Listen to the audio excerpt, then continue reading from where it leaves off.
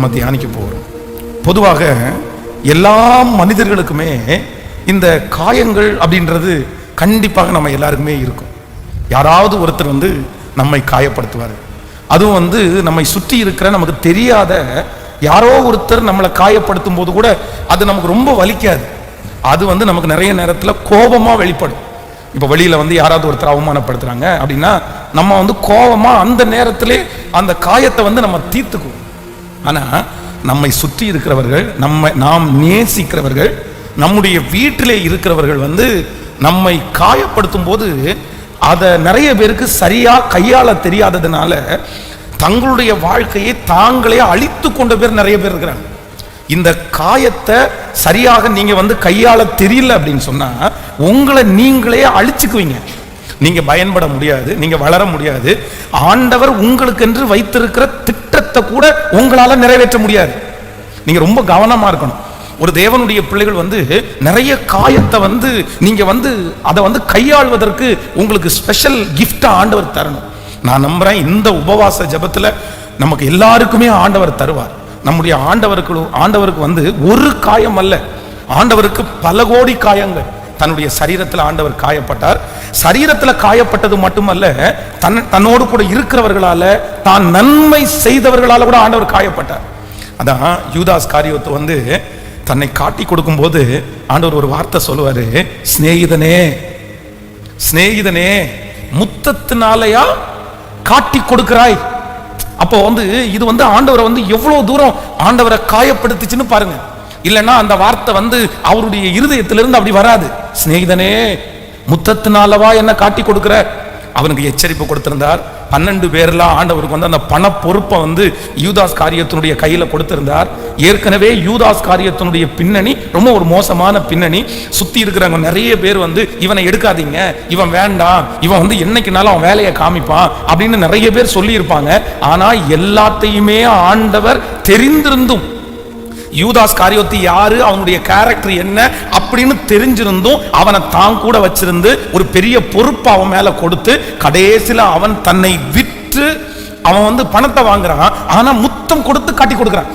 ஏன்னா பொதுவா அவங்க இயேசுவை அவ்வளவு சீக்கிரமா கண்டுபிடிக்கல. ஏன் அப்படின்னா ஆண்டவர் நிறைய இடங்கள்ல மறைஞ்சே இருந்தார், அவருக்கு தெரியாம இருந்தார்.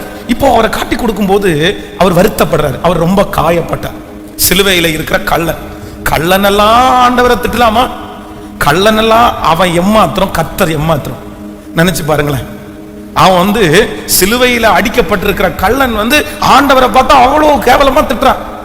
பக்கத்துல இருக்கிற இன்னொரு கள்ளனுக்கு கோபம் வருது. என்ன பேசிட்டு இருக்கிற? அவரை போய் என்ன பேசுற நீ அவர் யாருன்னு உனக்கு தெரியுமா? நாமோ நியாயப்படி நம்ம என்ன பண்ணிருக்கிறோம்? நம்ம தண்டிக்கப்பட்டிருக்கிறோம். ஆனா அவர் ஒரு குற்றமும் செய்யவே இல்லை, அவர் குற்றவாளி கிடையாது அப்படின்றான் பாருங்களேன். அப்போ அவன் ஒரு காயப்படுத்துறான். இன்னொன்னு பைபிள் ரொம்ப அழகா சொல்லுது, ஆண்டவரை சிலுவையில அடிக்கும் போது வழிப்போக்கர்கள் இருக்காங்க பாருங்களேன். வழி நடக்கிறவர்கள் எட்டி பார்த்து காரி துப்புனாங்களாமா. நிறைய பேர் நீ இயேசுவானா இறங்கி கீழே வந்துட வேண்டியது தானே, நீ எதுக்கு சிலுவையில இருக்கிற, நீ தான் பெரிய அற்புதம் பண்ணவனாச்சே. அப்போ இத்தனை காயங்கள் அவருடைய இருதயத்தில் இருந்த போதிலும் அவர் என்ன சொன்னார்னா, பிதாவே இவர்களுக்கு மன்னியும், இவர்கள் செய்கிறது இன்னதென்று அறியாது இருக்கிறார்கள். அப்போ இன்றைக்கு இந்த ஜெபத்துல நீங்க யாராவது ஒருத்தர் காயங்களை உங்களுக்கு கையாள தெரியாம இருக்கலாம். பாஸ்டர் என்ன ரொம்ப காயப்படுத்தினார் என் கணவன், என் மனைவி என்ன ரொம்ப காயப்படுத்தினாங்க, என் பிள்ளை என்ன ரொம்ப காயப்படுத்தினாங்க, என் வேலை ஸ்தலத்தில் இருக்கிறவங்க என்ன காயப்படுத்தினாங்க, என்னுடைய மேனேஜர் என்ன காயப்படுத்தினாங்க, நான் உதவி செய்கிற நபர் என்ன காயப்படுத்தினாங்க, அதனால நான் ஹெல்ப் பண்றதை விட்டுட்டேன், அதனால நான் ஜெபம் பண்றதை விட்டுட்டேன், அதனால நான் சாப்பாடாக்கி கொடுக்கறதை விட்டுட்டேன். அப்போ ஒன்று நினைத்துக் கொள்ளுங்கள், சிலர் தங்களுடைய மனதிலே காயப்பட்ட உடனேயே அவர்களுடைய கேரக்டரை அவங்க சேஞ்ச் பண்ணிடுறாங்க, அவங்க மாத்திடுறாங்க தங்களே. நான் கடந்த சில நாட்களுக்கு முன்பாக ஒரு நல்ல மதிப்பிற்குரிய ஒரு ஹெட் மாஸ்டர் சந்திச்சேன். ஒரு ஸ்கூலோட ஹெட் மாஸ்டர். அவங்க ரொம்ப அழகா அந்த ஸ்கூலை நடத்தினாங்க. அவங்க ஆனா திடீரென்று அந்த வேலையை ராஜினாமா பண்ணிட்டு எனக்கு வேண்டாம் அப்படின்னு சொல்லி அந்த வேலையை விட்டு கடந்து ஒரு 6-7 வருஷமா எந்த வேலைக்குமே போகாம எதையுமே பண்ணாம வீட்டுக்குள்ள அமைதியா அப்படியே அடைஞ்சு கிடந்தாங்க. அப்போ ஆனால் அவங்க ஒரு பெரிய டேலண்ட் உள்ளவங்கன்னு எனக்கு தெரியும். அப்போ அவங்கள போய் நான் சந்திக்கும் போது அவங்கள்ட்ட கேட்டேன், மா ஆண்டவர் உங்களுக்கு கொடுத்துருக்கிற கிருபை ரொம்ப பெருசு. நீங்கள் சரி ஹெட் மாஸ்டர் வேலையை தான் விட்டுட்டு வந்துட்டீங்க, பரவாயில்ல, நீங்கள் வேற ஏதாவது ஒரு டியூஷனாவது ஆரம்பிக்கலாம்ல. உங்கள் மூலமாக படித்த பிள்ளைங்க எத்தனை பேர் இன்னைக்கு எந்தெந்த இடத்துல பெரிய பெரிய ஆட்களாக இருக்காங்க அப்படின்னு சொன்னோன்னு அவங்க சொன்னாங்க, பாஸ்டர் இனி இந்த உதவி செய்கிறது, படிக்க வைக்கிறது, ஸ்டூடெண்ட்ஸை கவனிக்கிறது, இந்த மாதிரி எந்த ஜோலிக்கும் நான் போகவே மாட்டேன்.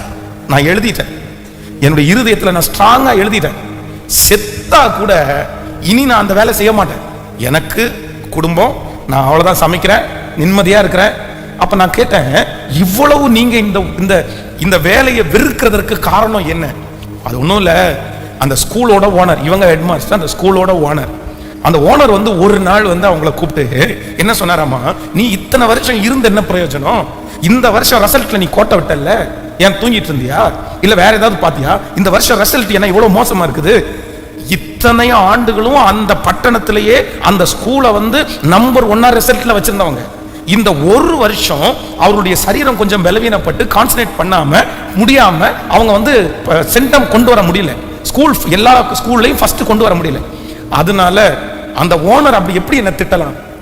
அந்த ஸ்கூலை வளர்த்துனவன் நான், இத்தனை ஸ்டூடெண்ட் தான் இருந்தாங்க, நான் இன்னைக்கு இத்தனை ஸ்டூடெண்டா மாத்தி இருக்கிறேன். எப்படி அவர் என்ன பார்த்து கேட்கலாம்? என்ன ரொம்ப காயப்படுத்திட்டாங்க. நான் எவ்வளவு உழைச்சேன் தெரியுமா? நான் எத்தனை நாள் தூங்காம இருந்தேன் தெரியுமா? நான் எத்தனை நாள் அதுக்காக அலைஞ்சேன் தெரியுமா? என் பிள்ளைகளுக்கு கூட சாப்பாடு வைக்க கொடுக்கல பிரதர், நான் எங்க வீட்டுக்காரரை கூட கவனிக்கல பிரதர். ஸ்கூலுன்னு அவ்வளவு தூரம் நாயா பேயா அலைஞ்சேன். ஆனா 1 இயர் ரிசல்ட் பார்க்காத உடனே அந்த மனுஷன் இப்படி சொன்னால எனக்கு ரொம்ப பெரிய காயம். அதுல முடிவு பண்ணிட்டேன், இனி இவங்களுக்காகவோ யாருக்காகவோ நான் உழைக்க மாட்டேன்னு முடிவு எடுத்துட்டேன் நான். அப்போ நம்ம நம்முடைய மதிப்பு இல்லைன்னா நம்முடைய தியாகங்கள் சில நேரத்தில் சில மனிதர்களுக்கு தெரியாம நம்மளை வார்த்தையினால நம்மளை கொல்லும் போது, நம்மளை காயப்படுத்தும் போது நிறைய பேர் என்ன நினைக்கிறாங்க அப்படின்னு சொன்னா, என்னை இவ்வளவு காயப்படுத்துறல்ல, நான் ஏன் செய்யணும், நான் ஏன் வாழணும், நான் ஏன் பண்ணணும்? ஒண்ணு நினைச்சுக்கங்க, உங்க காயங்களை நீங்க கையாள தெரிஞ்சீங்கன்னா நீங்க ஆயிரக்கணக்கான பேருடைய காயத்தை கட்டுவீங்க. உங்களுக்கு காயங்கள் ஏன் வருது தெரியுமா? நீங்க காயப்படுறதற்கு காரணம், நீங்க அந்த காயப்பட்டு நீங்க சோர்ந்து போய் உட்கார்வதற்காக அல்ல. அந்த காயங்களின் நிமித்தம் யாரோ ஒருத்தரை நீங்க கட்டணும். அந்த காயங்கள் நிமித்தம் ஏதோ ஒரு காரியத்தை நீங்க கற்றுக்கொள்ளணும். அந்த காயங்களின் நிமித்தம் நீங்க ரொம்ப ஸ்ட்ராங் ஆகணும். இந்த மாதிரி நிறைய ரீசனுக்காக தான் உங்களுக்கு காயங்கள் உண்டாகிறது. இந்த ஜெபத்தில் இருக்கிற யாரோ ஒருத்தர் பாஸ்டர் உண்மையிலேயே அப்படிதான் பாஸ்டர், நான் 5 வருஷம் ஆகுது என் வீட்டுக்கு முழு மனசோட சாப்பாடு ஆக்கி போட்டு, நான் ஒரு 6 வருஷம் ஆகுது உண்மையா என் கணவனாருக்கு ஒரு டம்ளர் தண்ணி கொடுத்து, இல்லைன்னா என் மனைவியை நேசிச்சு என்ன அவ்வளவு காயப்படுத்தினாங்க. அதனால இப்ப நான் எல்லாத்தையுமே விட்டுட்டேன். நான் எனக்குள்ள இருக்கிறேன், நான் ஹாப்பியா இருக்கிறேன், நான் சந்தோஷமா இருக்கிறேன். அப்படி யார் இந்த ஜெபத்துல இருந்தாலும் ஆண்டவர் என்ன சொல்றாரு அப்படின்னா, இல்ல உன் காயங்களை நீங்கள் மறந்தே ஆக வேண்டும். ஆமென் சொல்லுங்க. எல்லாரும் ஆண்டவரிடத்துல இன்னைக்கு நம்ம என்ன கேட்கணும் அப்படின்னு சொன்னா, என்னுடைய காயங்களை கையாளுவதற்கு எனக்கு கிருபையா இருப்பீராக. ஆமென் சொல்லுங்க பார்க்கலாம். எத்தனை பேர் ஆமோதிக்கிறீர்கள்? ஹல்லேலூயா. அப்படியே கைகளை உயர்த்தி, அவர் ஒருவரே காயங்களை ஆற்றுகிற அவர் வைத்தியர், நம்மை கருத்தாய் விசாரிக்கிற சிநேகிதர் அவர், நம்முடைய குற்றங்களை எல்லாம் மன்னித்த தயாளன் அவர். ஓ ஹல்லேலூயா. காயங்கள் ஆற்றும் வைத்தியர், கருத்தாய் விசாரிக்கும் சிநேகிதர்,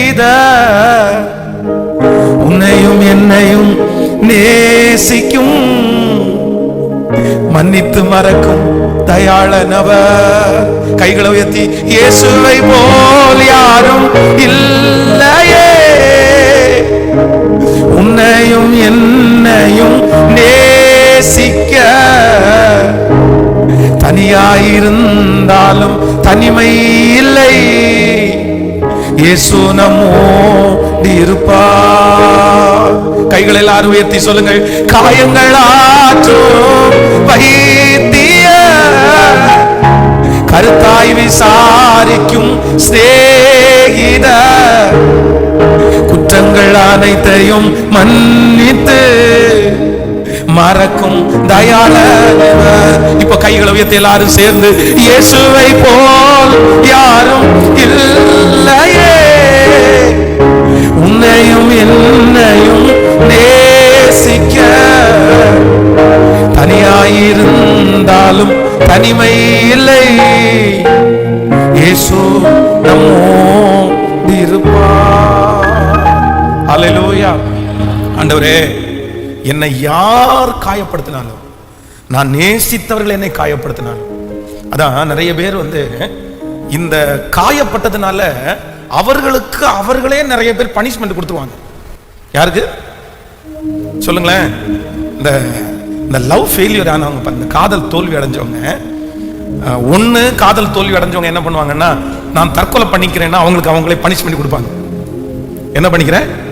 என்ன நேசிக்கல, நான் இந்த உலகத்துல உயிர் வாழ்றதுக்கே நான் விரும்பல, நான் பேசாம செத்துறேன் அப்படின்னு போய் தன்னை அந்த மாதிரி தற்கொலை பண்ணிவாங்க.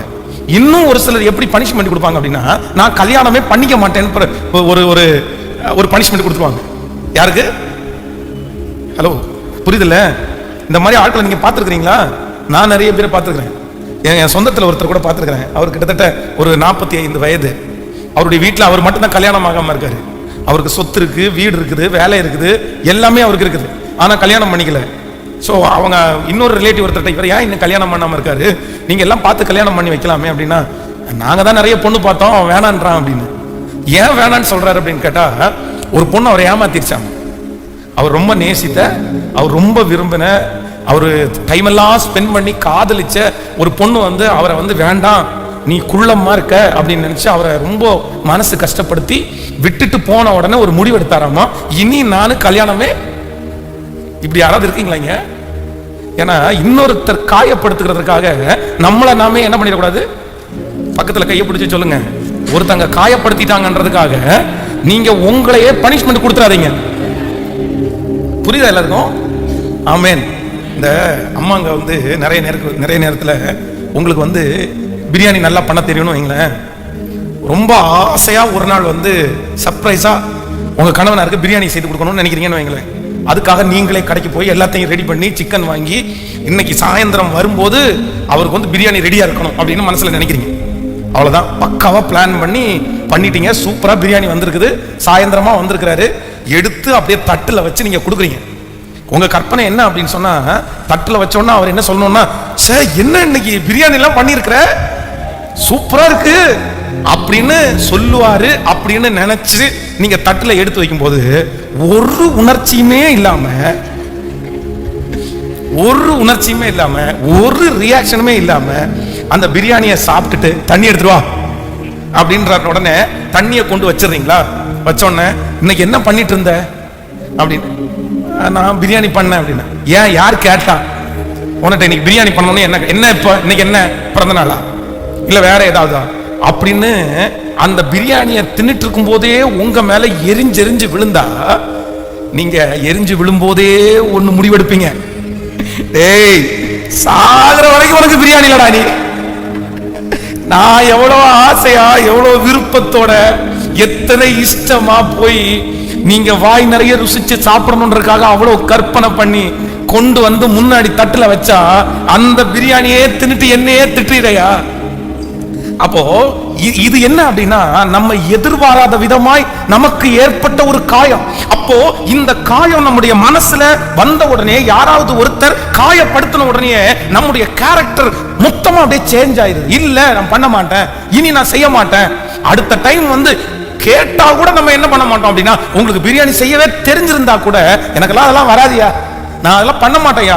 அப்போ ஒன்று நினைத்துக் கொள்ளுங்கள், உங்களுடைய கேரக்டர் இன்னொருத்தர் உங்களை காயப்படுத்துறதுனால உங்களுடைய கேரக்டரோ உங்களுடைய தரிசனமோ அது ஸ்டாப் ஆகி நிக்குமே. ஆனால் நான் சொல்றேன், நீங்க ஆண்டவருடைய பிள்ளைகளாவே இருந்துட முடியாது. தரிசனம் கொடுத்தவர் கர்த்தர், கிருபைகளை கொடுத்தவர் கர்த்தர். நான் நம்புறேன், நிறைய பேர் தங்களுடைய வாழ்க்கையிலே ஒண்ணுமே செய்யாம ஒரு ரூமுக்குள்ள அடைஞ்சு தங்களுடைய எல்லா கிருபைகளையும் வீணடிச்சு ஒண்ணுமே யூஸ் இல்லாம போனதுக்கு என்ன காரணம் நினைச்சீங்க அப்படின்னு சொன்னா, யாரோ ஒரு மனுஷன் யாரோ ஒரு மனுஷி தன்னை காயப்படுத்துறத மனசுல வச்சுட்டு தங்களுடைய எதிர்காலத்தையே வீணடிச்ச எத்தனையோ பேர் இருக்காங்க. இந்த ஜெபத்தில் அப்படி யாராவது ஒருத்தர் இருப்பீர்களே ஆனால் தயவு செய்து நீங்க மனம் திரும்புங்க. காயம் அப்படின்னு சொல்றது அதான், யார் நீங்க பயன்படுவீர்களோ, யார் நீங்க அச்சீவ் பண்ண போறீங்களோ அவர்களுக்கு கண்டிப்பாக காயம் இருக்கத்தான். அதான் ஒரு பழமொழி சொல்லுவாங்க, காய்ச்ச மரத்துக்கு தான், காய்க்காத மரத்துக்கு. பக்கத்தில் இருக்கிற கையை பிடிச்சி சொல்லுங்க, காய்ச்ச மரத்துக்கு மட்டும்தான் கல்லடி, காய்க்காத மரத்திற்கு கல்லடியே கிடையாது. ஆமென். ஆனா நம்ம நிறைய பேர் நினைக்கிறோம் தெரியுமா, நான் தான் காய்ச்சிட்டேன்ல, எனக்கு எதுக்கு கல்லடிக்கிறீங்க, நான் தான் உனக்கு ஃப்ரூட்ஸ் தரேன்ல, என்ன எதுக்கு கல்லடி இருக்கீங்க? இல்ல இல்ல, நமக்கு தான் அதிகமான பாடுகள் வரும். அப்போ இன்றைக்கு ஆண்டவரிடத்துல என்ன ஜெபிக்கணும் அப்படின்னு சொன்னா, ஆண்டவரே என்னுடைய காயம் என்னுடைய கேரக்டரையே என்ன பண்ணிடக்கூடாது, மாத்திரக்கூடாது. பக்கத்துல கையை பிடிச்சி சொல்லுங்க, இது ரொம்ப முக்கியமான செய்தி, இது ரொம்ப முக்கியமான செய்தி. உங்களுடைய காயங்கள் உங்களுடைய கேரக்டரையே, நீங்க கோவப்படுறது உங்களுடைய கேரக்டரா இல்ல, நீங்க எரிஞ்சு விடுறது உங்களுடைய கேரக்டரே கிடையாது. நீங்க ரொம்ப நேசிக்கிறவங்க, ஆனா யாரோ ஒருத்தர் காயப்படுத்துறாங்கன்றதற்காக உங்க கேரக்டரை என்ன பண்ணிடக்கூடாது. ஆனா இங்க இருக்கிற நிறைய பேர் இன்னைக்கு கோவக்காரங்களா இருக்கிறீங்க. உங்க கணவனாருக்கு மட்டும்தான் நீங்க கோவக்காரங்க, உங்க மனைவிக்கு மட்டும்தான் நீங்க கோவக்காரங்க. ஊர்ல இருக்கிற எல்லாருக்கும் யாரு நீங்க? ஹலோ, ஊர்ல இருக்கிறவங்க எல்லாருக்குமே அதான் தங்கம். நிறைய பேருக்கு ஐயோ அவரா கோவமே பட மாட்டாரு, அவங்களா கோவமே பட மாட்டாங்க. ஊர்ல இருக்கிற எல்லாருக்குமே நீங்க நல்லவங்க, ஆனா உங்களை நெருங்கி இருக்கிறவங்களுக்கு நீங்க ஏன் தீயவங்களா மாறினீங்கன்னா அவங்க உங்களை என்ன படுத்திட்டாங்க, அவங்க உங்களை காயப்படுத்துறதுனால நீங்க அவங்களுக்கு விரோதிகளாய் மாறிவிட்டீர்கள். அவங்க உங்களுடைய கேரக்டரை மாத்திட்டாங்க. சோ ரொம்ப கவனமா இருக்கணும், ரொம்ப கவனமா இருக்கணும். ஆண்டவரே என்ன காயப்படுத்துறது என் கேரக்டரை என்ன பண்ணிடக்கூடாது. கேட்கல? தீர்மானம் எடுக்கிறீங்களா? எத்தனை பேர் தீர்மானம் எடுக்கிறீங்க? கைகளை அசைத்து ஒரு ஹல்லேலூயா சொல்லலாம். சர்ச்சில் சில பொறுப்புகளை சிலருக்கு கொடுப்போம் பாருங்களேன். அந்த பொறுப்புகளை ஆரம்பத்தில் கொடுக்கும்போது சந்தோஷமா எடுத்து ரொம்ப அழகா ஜாலியா செய்வாங்க. ஆனா கூட இருக்கிறவங்க சும்மா இருப்பாங்கன்னு நினைக்கிறீங்க? ஹலோ, சும்மா இருப்பாங்கன்னு நினைக்கிறீங்க? முதல்ல வெட்டுறது யாரதான் வெட்டுவாங்கன்னா பாஸ்க்கு பக்கத்துல இருக்கிறவங்களே வெட்டுவாங்க. நீ எப்படியா போலாம் பக்கத்துல? நானே அவருக்கு பக்கத்துல இல்ல, நீ எப்படி பக்கத்துல எல்லாம்? இது சர்ச்சில் இருக்கிற நிறைய பேருக்கு நீங்க வெறும் விசுவாசிகளா இருக்கும்போது உங்களுக்கு சோதனையே வராது மற்றவங்களால. நீங்க தூரத்துல இருக்கும்போது உங்களுக்கு பிரச்சனையே வராது. ஆனா கொஞ்சம் நெருங்கிட்டீங்க, அதுவும் பாஸ்டுக்கு ரொம்ப நெருங்கிட்டீங்க, அவ்வளவுதான். எப்படா வெட்டி விடலாம் அப்படி யாராவது ஒருத்தர் அப்படி சொல்லிட்டாங்க, காயப்படுத்திட்டாங்கன்னு வைங்களேன், உடனே என்ன பண்ணிடுறது தெரியுமா? நான் இனி இல்ல பாஸ்டர், தயவு செய்து என்ன விட்டுருங்க பாஸ்டர், எனக்கு வேண்டாம் பாஸ்டர், நான் எனக்கு இன்ட்ரெஸ்ட் இல்ல பாஸ்டர். அப்போ யாராவது ஒருத்தர் காயப்படுத்திட்டாங்கன்றதற்காக உங்க கேரக்டரையே நீங்க மாத்திக்கிறது அது நல்லது அல்ல. ஆமென் சொல்லுங்க. இதற்கு சில வசனங்களை நான் கண்டிப்பா உங்களுக்கு சொல்லணும். நீங்க ஒரு வசனத்தை வாசிங்க பார்க்கலாம். நியாயாதிபதிகள் 16ஆம் அதிகாரம் 16வது வசனத்தை வாசிக்கலாமா? நியாயாதிபதிகள் 16ஆம் அதிகாரத்தை எடுத்துக்கொள்ளுங்கள். 16ஆம் அதிகாரத்தினுடைய 16வது வசனத்தை வாசிக்க போறோம். 16ஆம் அதிகாரம் 16வது வசனத்திலே, இப்படியே அவனை தினம் தினம் தன் வார்த்தைகளாலே நெருக்கி அலட்டி கொண்டிருந்தபடினால் சாகத்தக்கதாய் அவன் ஆத்துமா விசனப்பட்டு தன் இருதயத்தை எல்லாம் அவளுக்கு வெளிப்படுத்தி, சவரவன் கத்தி என் தலையின் மேல் படவில்லை, நான் என் தாயின் கற்பத்தில் பிறந்தது முதல் தேவனுக்கு என்று நசரேயனானவன், என் தலை சிரைக்கப்பட்டால் என் பலம் என்னை விட்டு போகும், அதனாலே நான் பலட்சியமாகி மற்ற எல்லா மனுஷரை போலும் ஆவேன் என்று அவளிடத்தில் சொன்னான். கவனிங்க, எல்லாரும் கவனிங்க. இப்ப இங்க என்ன நடக்குது அப்படின்னு சொன்னா, அவள் அவனை தினம் தினம் வார்த்தைகளாலே நெருக்கி அலட்டி கொண்டிருந்தபடினால் சாகத்தக்கதாய் அவனுடைய ஆத்மா விசனமாகி, அப்படின்னா ஒரே டார்ச்சர். மனசு அப்படியே ஒரு விஷயத்தை இது உனக்கு வேண்டாமா, இது உனக்கு தெரிய வேண்டாம், நீ அமைதியாரு, நீ விட்டுரு, இதை பத்தி நீ ஏன் கேட்கிற அப்படின்னு பல விஷயம் சிம்சோன் சொல்லியாச்சு. 2-3 டைமும் ஏமாத்தியும் ஆயிருச்சு. ஆனா இந்த லேடி என்ன பண்றாங்களாமா, தினம் தினம் அவனை கேட்டு கேட்டு கேட்டு வார்த்தைகளாலே நெருக்கி. சிஸ்டர்ஸ் எல்லாம் ரொம்ப கவனமா கவனிங்க. உங்களுக்கு இருக்கிற ஒரு மிகப்பெரிய வீக்னஸே என்னன்னா, வாய் தான் உங்களுக்கு ரொம்ப வீக்னஸ். ஹலோ, என்ன முறைச்சு பார்க்குற மாதிரி பார்க்குறீங்க? என்ன ரொம்ப கவனமா கவனிங்க. ஒரு மனுஷனை கை நீட்டி அடிக்க வைக்கிறது உங்க வார்த்தை, ஒரு மனுஷனை சமாதானமாக்குறது உங்க வார்த்தை. நீங்க இந்த தெளியலாள் மாதிரி உங்க வார்த்தையினால யாரையுமே நீங்க என்ன பண்ணக்கூடாது. கேட்கல, நான் உங்களை குற்றப்படுத்தல, நான் குற்றப்படுத்தல. நீங்க கெட்டவங்கன்ற ஒரு நெற்றியில ஒரு அடையாளத்தையும் நான் போடல. ஆனா நான் நம்புறேன், உங்களுடைய கணவனார், உங்களுடைய பிள்ளைங்க, உங்க அம்மா அப்பா யாரோ ஒருத்தர் உங்களை வெறுக்கிற அளவுக்கு வார்த்தையினாலே அவர்களை என்ன பண்ணிடாதீங்க, நெருக்கிறாதீங்க. இது சிலர் வாயை திறந்து அப்படியே சில கணவன் மாதிரி இடத்துல சொல்லி, மனைவிகளும் அப்படி சொல்லி இருக்கிறாங்க. கணவன்மாரும் சிலர் குறைஞ்சவங்க அல்ல. மனைவிங்க 1000 வார்த்தை பேசினா கூட அதுல உப்பு இருக்காது, சப்பு இருக்காது. சில நேரத்துல அவங்க அப்படியே ஸ்ட்ரெயிட்டா பேசி அப்படியே விட்டுருவாங்க. ஆனா கணவனார் சில டைம் பேசவே மாட்டாங்க, அமைதியா இருப்பாங்க. கடைசியில ஒரே ஒரு வார்த்தை பேசுவாங்க தெரியுமா, அவ்வளவுதான், நாண்டு கொண்டு செத்துடலான்னு சொல்ற மாதிரி பேசிக்குவாங்க. இந்த வார்த்தையை கேட்டு உயிரோட இருக்கணுமான்னு நமக்கு தோணும் நிறைய பேர். அப்படி ஷார்ப்பான வார்த்தைகள் எல்லாம் நிறைய கணவன்மாரும் நிறைய பேர் உச்சரிக்கிறாங்க. ஆனா இங்க இருக்கிற 6 daysக்கு இந்த சத்தத்தை கேட்கிற ஒவ்வொரு அம்மாங்களுக்கு நான் சொல்ற ஒரு மிகப்பெரிய வார்த்தை என்னன்னா, உங்க வார்த்தையினால இன்னொருத்தர் சாகுற அளவுக்கு உங்க வார்த்தையினால அலட்டாதீங்க. இவங்க பேசி பேசி பேசி இந்த மனுஷன் அப்படியே கொன்னுட்டதுனால இவன் என்ன வெறுத்துட்டான் அப்படின்னா, இனி நான் வாழ்றது வேண்டாம், என்னுடைய ரகசியத்தை இந்த அம்மா கண்டுபிடிச்சா கூட பரவாயில்ல அப்படின்னு தன்னுடைய இருதயத்தில் இருந்தது எல்லாத்தையும் கொட்டிட்டான். அந்த காயம் அவனுடைய கேரக்டரையே, அவனுடைய வாழ்க்கையை மாத்திருச்சு பாருங்களேன். தன்னுடைய தரிசனத்தை இழந்தான், தன்னுடைய எதிர்காலத்தை இழந்தான், ஆண்டவர் மறைக்க சொன்னதை எல்லாத்தையுமே இழந்துட்டான். அப்போ நம்பர் 1, முதலாவதாக ஒன்றுக்காக ஜெபிக்க போறோம். இந்த சத்தத்தை கேட்கிற யாரையாவது ஒருத்தரை நீங்கள் நேசித்தவர்கள், நீங்கள் விரும்பினவர்கள், நீங்க பணம் செலவு பண்ணவங்க, நீங்க உழைச்சவங்க, நீங்க அப்படியே தெய்வம் மாதிரி பார்த்த யாராவது ஒருத்தர் உங்களை ரொம்ப காயப்படுத்தினதுனால உங்களுடைய கேரக்டரையே மாத்தி இருப்பாங்கன்னா, இன்னைக்கு ஆண்டவருடைய சமூகத்துல நீங்க ஒப்பு கொடுத்து ஜெபம் பண்ணுங்க. ஆண்டவரே, இல்ல ஆண்டவரே, எவ்வளவு பெரிய காயம் என்ன படுத்தினாலும் நான் அதை தாங்கிக்குவேன். என் தரிசனத்தை, என்னுடைய லட்சியத்தை இன்னொருத்தர் காயப்படுத்துறதுக்காக நான் விட்டு கொடுக்க மாட்டேன்னு ஒரு தீர்மானம் எடுங்க. எத்தனை பேர் ஆமோதிக்கிறீர்கள்? கைகளை அசைத்து ஒரு ஹல்லேலூயா. எத்தனை பேர் அதை விரும்புறீங்க? ஆண்டவரே, எனக்கு ஒரு கிருபையை தாரும், ஆண்டவரே எனக்கு ஒரு கிருபையை தாரும். யாராவது ஒருத்தர் என்னை காயப்படுத்திட்டாங்கன்றதுக்காக என் கேரக்டரை நான் என்ன பண்ணிடக்கூடாதுன்னா மாத்திரவே கூடாது. என் தரிசனத்தை நான் என்ன பண்ணிடக்கூடாதுன்னா இழந்துடவே கூடாது. நம்புறீங்களா இல்லையா? எத்தனை பேர் ஆமோதிக்கிறீர்கள்? ஒரு விஷயம் என்னுடைய மனதில் ரொம்ப ஆறாத காயம் ஒரு பெரிய காயம் என்னன்னா, ஒரு கிட்டத்தட்ட ஒரு 8-9 வருடங்களுக்கு முன்பாக ஒரு ஊழியர், ஒரு உடன் ஊழியர். அப்போ அந்த ஊழியர் ஃபஸ்ட்டு நான் என்ன நெருங்கும் போது ஃபஸ்ட்டு அவங்கள பார்க்கும்போது என்ன அப்படின்னு சொன்னால், அவர் மனநலமை பாதிக்கப்பட்டிருந்தார், மன அழுத்தத்தில் இருந்தார். அப்போ நான் அவரை போய் சந்தித்து அவர்கிட்ட பேசி அவரை திருச்சபைக்கு வர சொல்லி அவர்களை கிளியர் பண்ணி அவருக்கு பொறுப்பு கொடுத்து அவருக்கு நிறைய கற்றுக் கொடுத்து நிறைய நல்ல மதிப்பு கொடுத்து நான் போகிற இடமெல்லாம் அவரை கூட்டிகிட்டு போய் அவருக்கு நானே திருமணம் பண்ணுறதுக்காக ஏற்பாடு பண்ணி சில செலவுகளை செய்து அந்த மாதிரி நிறைய முயற்சி எடுத்தேன். அப்போ அவருக்கு ஏதோ என் கூட இருக்கணும் அப்படின்ற அந்த விருப்பம் அவருக்கு இல்லாமல் போயிடுச்சு. பரவாயில்ல அப்படின்னு நினச்சிட்டேன். அப்போ என்னை விட்டு பிரிந்து போகிறதுக்காக ஒரு சூழ்நிலை உண்டானது. அவர் என்கிட்ட கேள்வி கேட்டுட்டு என்னை விட்டு வெளியே போகணும்னு முடிவு பண்ணிட்டார். இவரை கொஸ்டின் பண்ணணும் அப்படின்னு நினச்சிட்டு முடிவு பண்ணிட்டார். அதனால அவர் ஒரு 4-5 பேரை கூட்டிகிட்டு வந்தார். நிறைய பேசினார். நான் எல்லாத்தையுமே ரொம்ப மெதுவாக இல்லை அப்படின்னு சொல்லி ஒன்றா புரிய வச்சுட்டே இருந்தேன். அப்போது கடைசியில் நான் ஒரே ஒரு வார்த்தை மட்டும் கேட்டேன். என்ன கேட்டேன் அப்படின்னா, இத்தனை நாள் என் கூட நீ இருந்தல்லப்பா, நீ என்கிட்ட ஒரு நல்ல விஷயத்தையாவது நீ என்கிட்ட பார்க்கலையா? நான் உனக்கு ஒரு நல்ல ஏதாவது ஒரு விதத்திலையாவது ஒரு விஷயத்திலையாவது ஒரு நல்ல முன்மாதிரியான ஒரு ஆளா நான் உனக்கு தெரியலையா? இந்த ஒரு வார்த்தையை அவன்கிட்ட கேட்டேன்.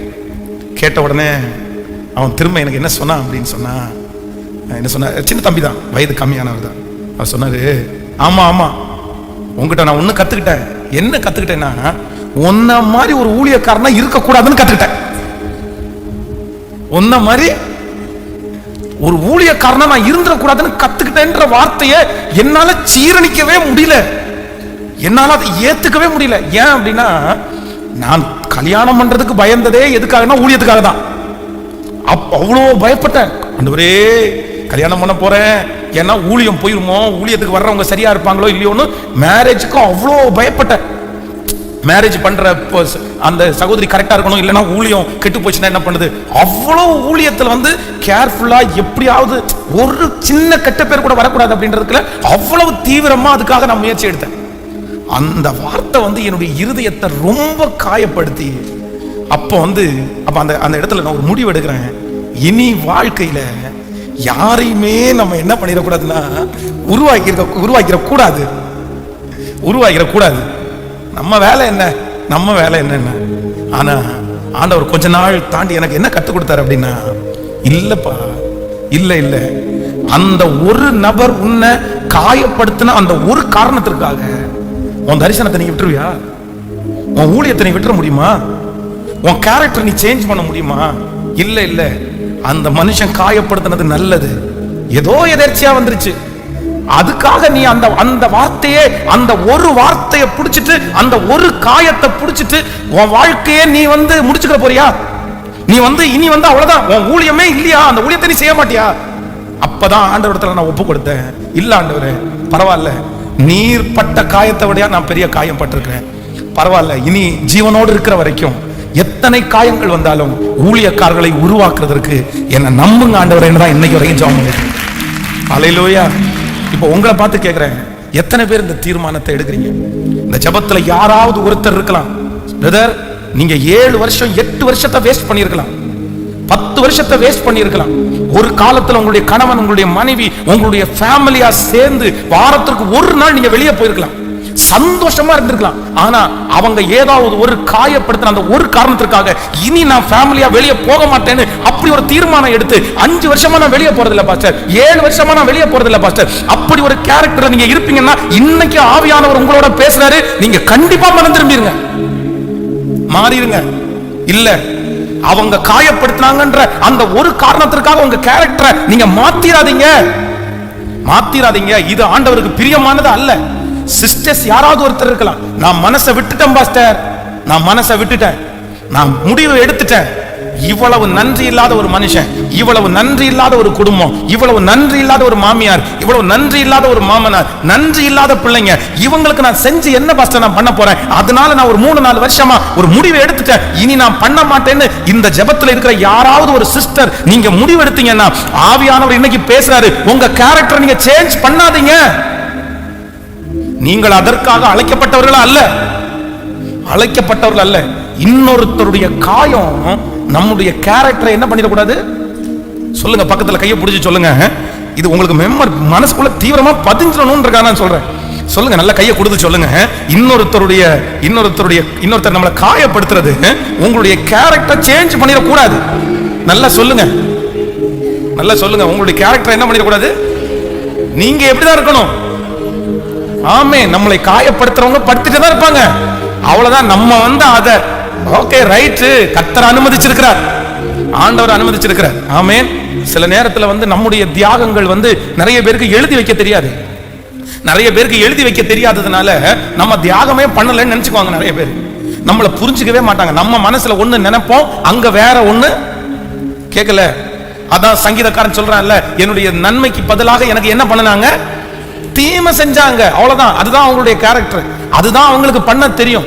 அதனால நம்ம நினைக்கிறது மாதிரி எல்லாரும் பேசிடவும் மாட்டாங்க, நம்ம நினைக்கிறது மாதிரி எல்லாரும் நடந்துக்கவும் மாட்டாங்க. நம்புறீங்களா இல்லையா? நிறைய பேருக்கு ஆண்டவரை மாதிரி தான் கணவனாரையும் நினைச்சிருப்பாங்க, ஆண்டவரை மாதிரி தான் மனைவியை நினைச்சிருப்பாங்க. ஆண்டவரை என்ன மாதிரி நினைச்சிருக்கீங்கன்னா, நான் இன்னைக்கு சர்ச்சுக்கு போறேன், ஆண்டவர் என் கூட பேசணும், என் இருதயத்தை அறிஞ்சு பேசணும், ஆண்டவர் பேசிடுவாரு. இதை யார்கிட்ட எதிர்பார்ப்பேன் தெரியுமா? நான் இன்னைக்கு மனசுல நினைச்சிட்டு போறேன், அவர் கரெக்டா எல்லாம் பேச மாட்டாரு. எப்படிதான் பேசுவாரு? கேட்கல, சத்தமா கேட்கவே இல்லையே. ஹல்லேலூயா. கையா அசைத்து ஒரு ஹல்லேலூயா சொல்லலாம். விசுவாசிக்கிறீங்களா இல்லையா? ஆமென். ஒரு நாள் ரொம்ப களைத்து போய் கண்டினியூவா டிராவல் பண்ணிட்டு அப்படியே முடிச்சுட்டு ரொம்ப டயர்டா பாஸ்டர் மாட்ட ஒரு பெரிய அங்கீகாரத்துக்காக நான் காத்திருக்கிறேன். சரி, அவங்க ஒரு பெரிய அங்கீகாரம் நமக்கு என்னதான் எத்தனை பேர் நமக்கு சுத்தி இருக்கிறவங்க அங்கீகாரம் கொடுத்தாலும், நம்ம வீட்டில் இருக்கிறவங்க ஒரு அங்கீகாரம் கொடுக்கறது நமக்கு என்ன இருக்கும்? சந்தோஷமா இருக்குமா இல்லையா? ஆனா நம்ம வீட்டில் இருக்கவங்க தான் சீக்கிரம் அங்கீகாரமே கிடைக்காது. அதனால அவங்க அப்படின்னு சொல்ல, உங்களுக்கு உதாரணத்துக்கு சொல்றாங்க, ரொம்ப களைச்சு போய் எல்லா டிராவலையும் முடிச்சுட்டு அப்படான ஒரு பெருமையில் அப்படியே உட்காந்து பாரு, இந்த வாரம் வந்து எவ்வளோ கிலோமீட்டர் டிராவல் பண்ணிட்டேன் நான் அப்படின்னு. உடனே அடுத்த நிமிஷம் பாஸ்டர் என்ன பார்த்து கேட்டாங்க, ஏன் இத்தனை கிலோமீட்டர் உங்களை டிராவல் பண்ண யார் சொன்னா? இத்தனை கிலோமீட்டர் உங்களை டிராவல் பண்றதுக்கு யார் சொன்னா? அடடா, நான் என்ன மனசுல நினைச்சேன் அப்படின்னா, அப்பா இவ்வளோ கிலோமீட்டர் டிராவல் பண்ணிருப்பீங்க, இந்த கை என்னத்துக்கு ஆகுறது, இந்த கால் என்னத்துக்கு ஆகுறது, இந்த முதுகு என்னத்துக்கு ஆகுறது அப்படின்னு நினைச்சிட்டு ஒரு எண்ணெயை போட்டு நல்ல முதுக தடகி விட்டு அப்படின்னு பெரிய கற்பனையோட போன உடனே இவ்வளோ டிராவல் பண்றதுக்கு யார் சொன்னா? அவங்க அது மனசுல இருந்து சொல்லல, சும்மா சொல்றேன், நான் உங்களுக்கு புரிஞ்சுக்கிறதுக்காக சொல்றேன். நம்ம நிறைய பேர் நம்ம என்னதான் நினைப்போம் அப்படின்னு சொன்னா, அதே போல அவர்களும் அப்படிதான். ரொம்ப வந்து இப்போ வந்து ஒரு பெயர் நான் வந்து ஒரு நாள்ல 3 செய்தி 4 செய்தி அந்த மாதிரி எல்லாம் கொடுத்து கூட நான் வந்து நிறைய பழகியிருக்கேன்.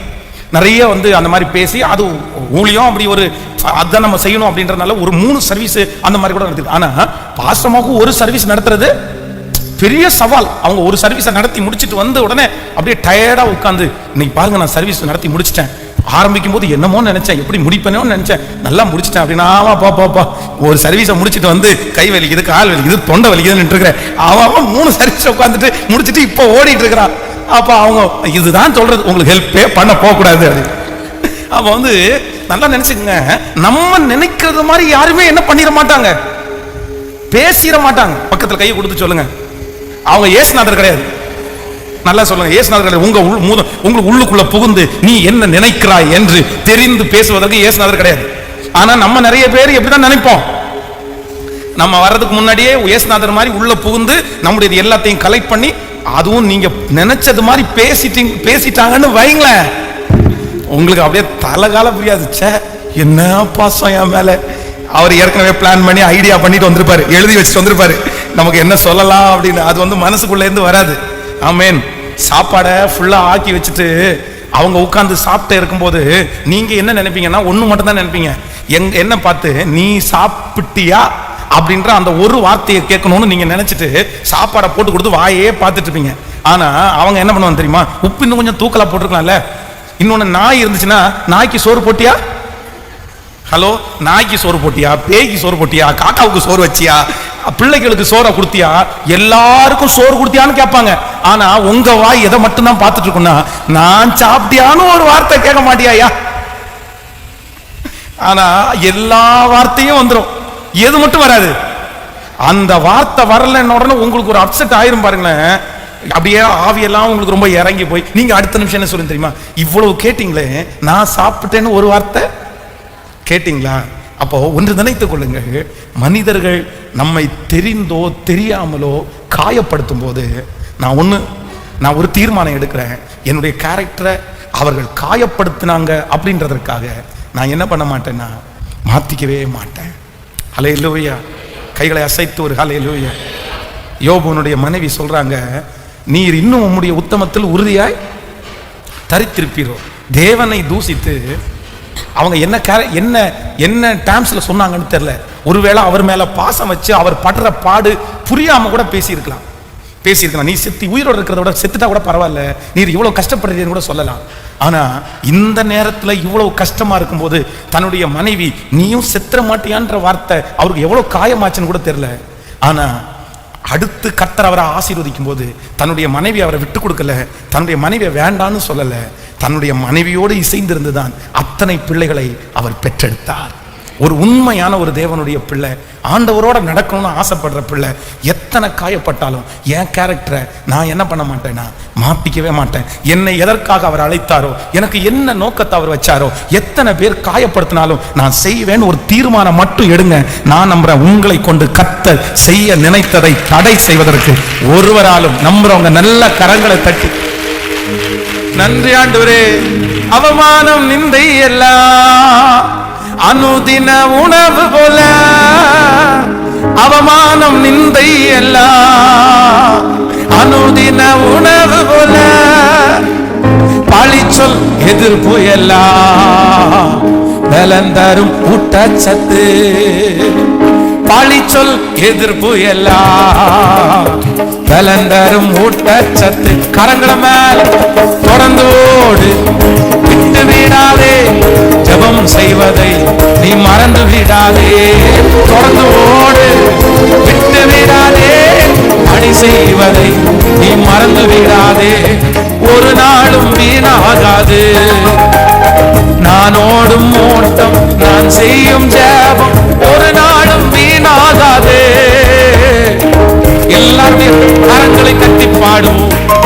நான் ஓடும் ஓட்டம், நான் செய்யும் ஜெபம் ஒரு நாளும் வீணாகாது, ஒரு நாளும் வீணாகாது. பீடித்துக்குள் ஜீவ வசனம் பிரகாசி கிறிஸ்து இயேசுகா. பீடித்துக்குள் ஜீவ வசனம் பிரகாசி கிறிஸ்து இயேசுகா. நெறிகட்ட சமுதாயத்தில் சொல்லுங்க, உங்களை பாரு, நான் தானே நட்சத்திரம். நெறிகட்ட சமுதாயத்தில் நான் தானே நட்சத்திரம். இப்ப கைகளை மேல தட்டி திறந்தோடு இயேசுவே இயேசப்பா திறந்தோடு விட்டு விடாதே.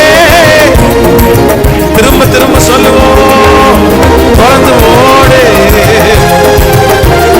ஜெபம் செய்வதை நீ மறந்து விடாதே. ஹல்லேலூயா. யார் என்ன வேணாலும் காயப்படுத்தட்டும், என் மனசை சுக்குநூறா அவங்க வேணா உடைக்கட்டும், ஆனா நான் என்ன பண்ண மாட்டேன்னா என் கேரக்டரை அவங்க காயப்படுத்தின காரணத்திற்காக நான் மாத்திக்கவே மாட்டேன். விசுவாசிக்கிறீங்களா இல்லையா? அன்னை தெரசா வந்து உங்களுக்கு எல்லாருக்குமே தெரிஞ்ச ஒரு நல்ல கதாபாத்திரம். அவங்க ரொம்ப நல்ல ஒரு ஆண்டவரோட நடந்தவங்க. அப்போ அவங்க வந்து அதான் அந்த சம்பவம் உங்களுக்கு தெரியும்ல, ஒரு பெரிய கோடீஸ்வரனை பார்த்து என்னுடைய பிள்ளைகளுக்கு வந்து சாப்பிடுவதற்கு ஏதாவது ஹெல்ப் பண்ண முடியுமா அப்படின்னு கேட்கும்போது அந்த மனுஷன் வந்து காரி அவங்க கையில துப்பிட்டான். உடனே அந்த காரி துப்புன அந்த உடனே எனக்கு இந்த ஊழியம் வேண்டாம், நான் இதை செய்ய மாட்டேன், நான் எதுக்கு இந்த காரி துப்புறதெல்லாம் வாங்கணும் அப்படின்னு நினைக்கல. அவங்க என்ன சொன்னாங்களாமா அந்த மனுஷனிடத்துல, எப்பா நீ துப்புனது எனக்கு, இது எனக்கு, என் பிள்ளைகளுக்கு ஏதாவது கொடுன்னு கேட்டாங்க. அந்த மனுஷன் அடுத்த நிமிஷத்துல அப்படியே ஆடி போயிட்டான். சரி, என்ன இது என்ன இது? அப்போ தான் எடுத்த முடிவுல, தன்னுடைய கமிட்மெண்ட்ல, தன்னுடைய ஒப்பு கொடுத்தல்ல எத்தனை பேர் காயப்படுத்தாலும் நான் வச்ச காலை, முன்னாடி எடுத்து வச்ச காலை பின்னாடி எடுத்து வைக்க மாட்டேன். கலப்பையின் மேல் தன் கையை வைத்து பின்னிட்டு பார்க்கிற எவனும் கர்த்தருடைய ராஜ்யத்திற்கு தகுதி உள்ளவனே அல்ல, தகுதி உள்ளவனே அல்ல. ஒரு அப்பா வந்து உட்கார்ந்து இருக்கிறாரு, 2 பிள்ளைகள் வந்திருக்கிறாங்க. அப்போ ஒருத்தங்க வந்து பேட்டி எடுத்து அந்த பிள்ளைகளை விட்டு அவங்க அப்பா வந்து ரொம்ப தூரம் போயிட்டாரு. இந்த அப்பா வேணும்ன்றதுக்காக அந்த பிள்ளைங்க வந்திருக்கிறாங்க. அப்ப அந்த அப்பாவை பார்த்து கேட்கறாங்க, இந்த பிள்ளைகளை காமிச்சு, இந்த பிள்ளைங்க யார் அப்படின்னு கேட்கறாங்க. அப்ப அந்த அப்பா என்ன சொல்றாரு தெரியுமா? இதுங்க யாருன்னே எனக்கு தெரியாது, இதுங்க ஏதோ காட்டுவாசிங்களா இருப்பாங்க, இதுங்க எங்க இருந்து வந்துச்சுன்னே எங்களுக்கு தெரியாது. தன்னுடைய சொந்த பிள்ளைகளை பார்த்து அவங்க அப்பா சொல்றாரு. அப்போ உடனே அந்த நடுவரா இருக்கிற அந்த மனுஷன் கேட்கறாங்க, இவங்க அப்பா இப்படி சொல்றாரு என்ன அப்படின்னு போது அவங்க சொல்றாங்க, இல்ல இல்ல, ஒரு நாள் எங்க அப்பா வந்து எங்களை அவ்வளவு நேசிப்பாரு, அவர் தான் எங்களுக்கு வேலை செஞ்சு கொண்டு வந்து சாப்பாடு கொடுத்தாரு, அவர் சாப்பிடாம எங்களுக்கு கொடுத்தாரு, ஆனா இன்னைக்கு எங்க அப்பா மாறிட்டாரு. அப்ப அவங்க அப்பா அங்கன்னு சொல்றாரு, யாரு மாத்துனா, யாரு மாத்துனா, யாரு மாத்துனா? நீங்க தானே மாத்துறீங்க என்ன இப்படி?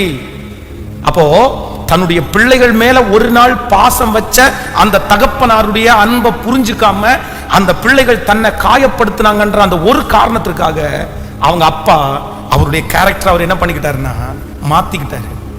இனி எனக்கு நீ பிள்ளை இல்லை, இனி எனக்கு நீ பிள்ளை இல்லை, இனி எனக்கு நீ பையனும் இல்லை. இந்த ஜெபத்துல யாராவது ஒருத்தர் இருக்கிறீங்களா? உங்களை காயப்படுத்தினதுக்காக நீங்க கண்டிப்பா என்ன பண்ணக்கூடாதுன்னா, எனக்கு தரிசனம் அது, என்னுடைய கேரக்டர் இது, எனக்கு கர்த்தர் கொடுத்திருக்கிற ஊழியம் அது, நான் அதை செய்கிறதற்கு தடையாய் எத்தனை காயம் வந்தாலும் ஆண்டவரே எனக்கு ஒன்று தாரும், எல்லாரையும் நேசிக்கக்கூடிய கிருபை எனக்கு தாரும் ஆண்டவரே. ஹல்லேலூயா, ஹல்லேலூயா. கைகளை உயர்த்தி ஒரு ஹல்லேலூயா. ஓப்பனா மனசு விட்டு சொல்றேன், ஆண்டவருடைய பிள்ளைகளே, சில மாதங்களுக்கு முன்பாக நான் ஜெபித்த ஜெபம் என்ன அப்படின்னா, என்னை காயப்படுத்துறவங்களை எனக்கு நேசிக்கிறதுக்கு எனக்கு பலன் தாரும் ஆண்டவரே. பொதுவாகவே ஜனங்களுக்காக நேசித்து அழுது ஜெபம் பண்ணணும்னு நான் நினைப்பேன், உண்மை. ஜனங்களுக்காக பாரம் எடுத்து ஜெபம் பண்ணணும்னு நினைப்பேன். ஆனா சிலர் ரொம்ப காயப்படுத்தும் போது அவங்களுக்காக எப்படி ஜெபம் பண்றது அப்படின்ற மாதிரி ஒரு கேள்விக்குறி வரும்போது ஆண்டவருடைய சமூகத்துல முழங்கால் படிட்டு நான் ஜெபித்த ஜெபம் என்னன்னா, ஆண்டவரே எனக்கு ஒரு கிருபை தாருங்க, நான் இவங்களை என்ன பண்ணணும் அப்படின்னா, நான் இவங்களை நேசிக்கணும். லிட்டரலா என்னுடைய வாயை திறந்து நான் ஜெபித்திருக்கிறேன். இவங்களை நான் நேசிக்கணும் ஆண்டவரே. ஏன்னா அவங்கள நேசிக்கலன்னா என் கண்கள்ல இருந்து கண்ணீர் வராது. அவங்கள நேசிக்கலன்னா அவங்களுக்காக பாரம் எடுத்து ஜெபம் பண்ண முடியாது. அதனால என்னை காயப்படுத்துறவங்கள எனக்கு நேசிக்கிறதுக்கு பலன் தான். இன்னைக்கு யாரோ ஒருத்தட்ட ஆண்டவர் பேசிட்டு இருக்கிறாரு, யாரோ ஒருத்தட்ட பேசிட்டு இருக்கிறாரு. உங்க கேரக்டரை யார் இப்படி மாத்தினா? உங்க தரிசனத்தை யார் இப்படி மாத்தினா? உங்களை யார் இப்படி மாத்தினா? நீங்க ஏன் இப்படி மாறிட்டீங்க? அநேகருடைய காயங்கள் வந்து உங்களை இப்படி மாற்றுமே. ஆனால் இன்று ஆவியானவர் பேசுறார், இல்ல இல்ல கவனிங்க.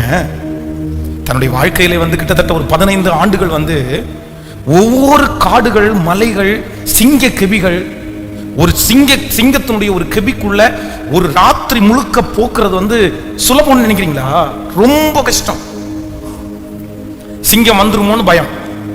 ரெண்டாவது, மிருகங்களுடைய குகைக்குள்ள போய் பார்த்துட்டீங்கன்னா, மிருகங்களுடைய குகைக்குள்ள வந்து மிருகங்கள் வந்து பாத்ரூம் வந்து வெளியே போயிட்டு உள்ளுக்குள்ள போய் படுத்துங்காது.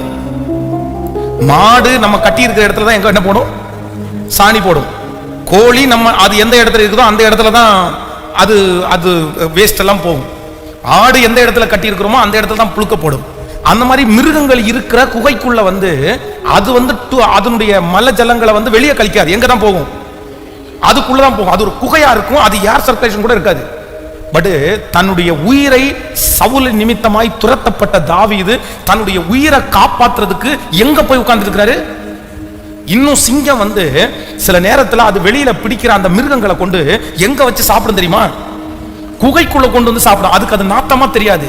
ஆனா உள்ளுக்குள்ள இருக்கிற எலும்பு துண்டுகள், உள்ளுக்குள்ள இருக்கிற சின்ன சின்ன கறிகள் எல்லாம் 4-5 நாட்கள் கடந்தா அதுல என்ன வரும்? நாத்தம் வரும். ஒரு சிங்கத்தினுடைய கெபியில போய் ஒளிஞ்சு தான் படுத்து நித்திரை செய்வது என்கிறது சாதாரணமானதல்ல. ஆனா சவுல் தன்னை துரத்தின ஒரே ஒரு காரணத்திற்காக தாவீது நிறைய சிங்கத்தினுடைய கெபியில, நிறைய கெபிகளில் போய் அவன் ஒளிஞ்சுக்க வேண்டிய சூழ்நிலைக்கு தள்ளப்பட்டான். ஆனா அத்தனை வருஷம் தாண்டி நேருக்கு நேராக சவுலை ஒரு நாள் சந்திக்கக்கூடிய சூழ்நிலை வரும்போது தாவீது அங்கே இருந்து சவுலே அப்படின்னு நான் கூப்பிட்டான். இல்ல அப்படின்னா ஏதாவது ஒரு திட்டின வார்த்தையினால கூப்பிட்டான். என்ன சொன்ன தெரியுமா? என் தகப்பனே, என் தகப்பனே, நீங்க எனக்கு என்ன தீமை செய்ய நினைச்சாலும் நான் உங்களுக்கு ஒரு தீமையும் செய்யறதுக்கு எப்படி? தன்னை ஒருவன் தன்னுடைய உடம்பளவில் தன்னை காயப்படுத்துறாரு, மனசளவில் தன்னை காயப்படுத்துறாரு. தன் ஃபேமிலியோட இல்லாம அனாதையாய் சுத்துற அளவுக்கு தன்னை கொண்டு போய் விட்டாரு. ஆனா இவ்வளவு காயப்படுத்தினதுக்கு பிற்பாடும் தன்னுடைய கேரக்டரை தாவீது என்ன பண்ணிக்கலன்னா மாத்திக்கவே இல்லை. ஹல்லேலூயா, ஹல்லேலூயா. எத்தனை பேர் ஒரு முடிவு எடுக்கிறீங்க? என்ன முடிவு எடுக்க போறீங்க? சொல்லுங்க, எல்லாரும் சொல்லுங்க. எனக்கு நம்ம இங்க இருக்கிற நிறைய பேர் மாறி இருப்பீங்கன்னு தான் நினைக்கிறேன். நிறைய பேர் மிருகமா மாறிட்டாங்க. என்ன மிருகமாக்குறது யாருன்னு வேற பெரிய டயலாக் வர விட்டு இருக்காங்க. ஹலோ, மிருகமா மாறிடுவாங்களா? அப்புறம் என்ன மிருகமா மாத்துறது யாரு? நீ தானே. நீ அவங்க மிருகமா மாத்தின உடனே நீங்க மிருகமா மாறிடுவீங்க. நீங்க ரோபோ, கீ கொடுத்த பொம்மை, கீ கொடுத்தா எப்படி வேணாலும் ஆடுவீங்க. அப்படியா? நிறைய பேர் அப்படி இருக்காங்க. நிறைய பேர் அப்படி இருக்காங்க. உங்களை கோபம் படுத்தலாம், உங்களை சிரிக்கவும் வைக்கலாம், உங்களை அளவும் வைக்கலாம். அப்படி இருந்துடக்கூடாது. அப்படி இருந்துடக்கூடாது. எனக்கென்று ஒரு தனித்தன்மை, எனக்கென்று ஒரு தரிசனம். அதற்கு இடையிலே என்னை காயப்படுத்துறதற்கு எத்தனை 1000 பேர் வந்தாலும் நான் வைத்திருக்கிற தரிசனத்தை கண்டிப்பாக என் மூலமாய் கர்த்தர் நிறைவேற்றுவார். அதுதான் தேவ பிள்ளை. ஆமென் சொல்லுங்க. தான் பெர்க்மன் சார் ரொம்ப அழகா எழுதிருக்கிறாரு. எனக்கு ரொம்ப பிடிச்ச பாட்டு இந்த பாட்டு. அவமானம் நிந்தை எல்லாம் அனுதின உணவு போல. எவ்வளவு அழகான பாட்டு பாருங்களேன். பழிச்சொல் எதிர்ப்பு எல்லாம் என்ன சத்தாமா? ஊட்டச்சத்து. ஊட்டச்சத்து. அப்படியே நம்ம வந்து குளுக்கோஸ் டி அப்படின்றதெல்லாம் குடிப்போம்ல ஸ்ட்ரென்த் ஆகுறதுக்கு. நிறைய பேர் டயர்டா இருந்தா ஹாஸ்பிட்டல் போய் 2 ட்ரிப்ஸ் ஏற்றிட்டு வருவாங்கல்ல. அவருக்கு அது என்ன ஊட்டச்சத்தாமா? அவமானம் நிந்தை அவருக்கு பெலன் தரும் ஊட்டச்சத்து. யாராவது அவரை அவமானப்படுத்தினாங்கன்னா அவருக்கு பெலன் ஆயிருமாமா. எவ்வளவு அழகான வார்த்தை. ஆமென் சொல்லுங்க. நீங்க எல்லாம் இன்னும் வாயை திறந்து பாடுறது மட்டும் இல்ல, இதுவே உங்களுக்கு வாழ்க்கையாகவும் மாறணும். இந்த பிரசங்கம் பண்ணவே நான் ஜெபம் பண்றேன். ஆண்டவரே, இந்த மாதிரி ஒரு கேரக்டர் எனக்கு தாங்க ராஜா. ஹல்லேலூயா. கரங்களை தட்டி நன்றி ஆண்டவரே, நன்றி நன்றி அப்பா. எல்லாருடைய கரங்களையும் தட்டி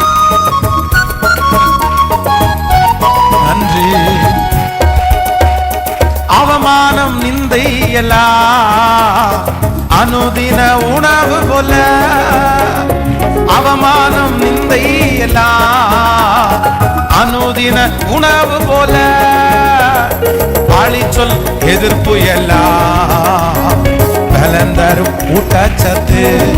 ஆடும் பாழி சொல் எதிர்ப்பு எல்லாம் பலந்தரும் ஊட்டச்சத்து. இப்ப சொல்லுங்க பக்கம், தொடர்ந்து ஓடு, விட்டு விடாதே, ஜபம் செய்வதை நீ மறந்து விடாதே. ஐயா மேல தட்டி ஜபம் செய்வதை நீ மறந்து விடாதே, ஒரு நாளும் வீணாகாது. நீங்க ஓடுற ஓட்டம், நீங்க செய்யற ஜபம் ஒரு நாளும் வீணாகாது, ஒரு நாளும் வீணாகாது. ஆமென். இந்த பாட்டு முழுக்க முழுக்கவே இன்னொருத்தரை கையை பிடிச்சு பாடுற பாட்டு தான்.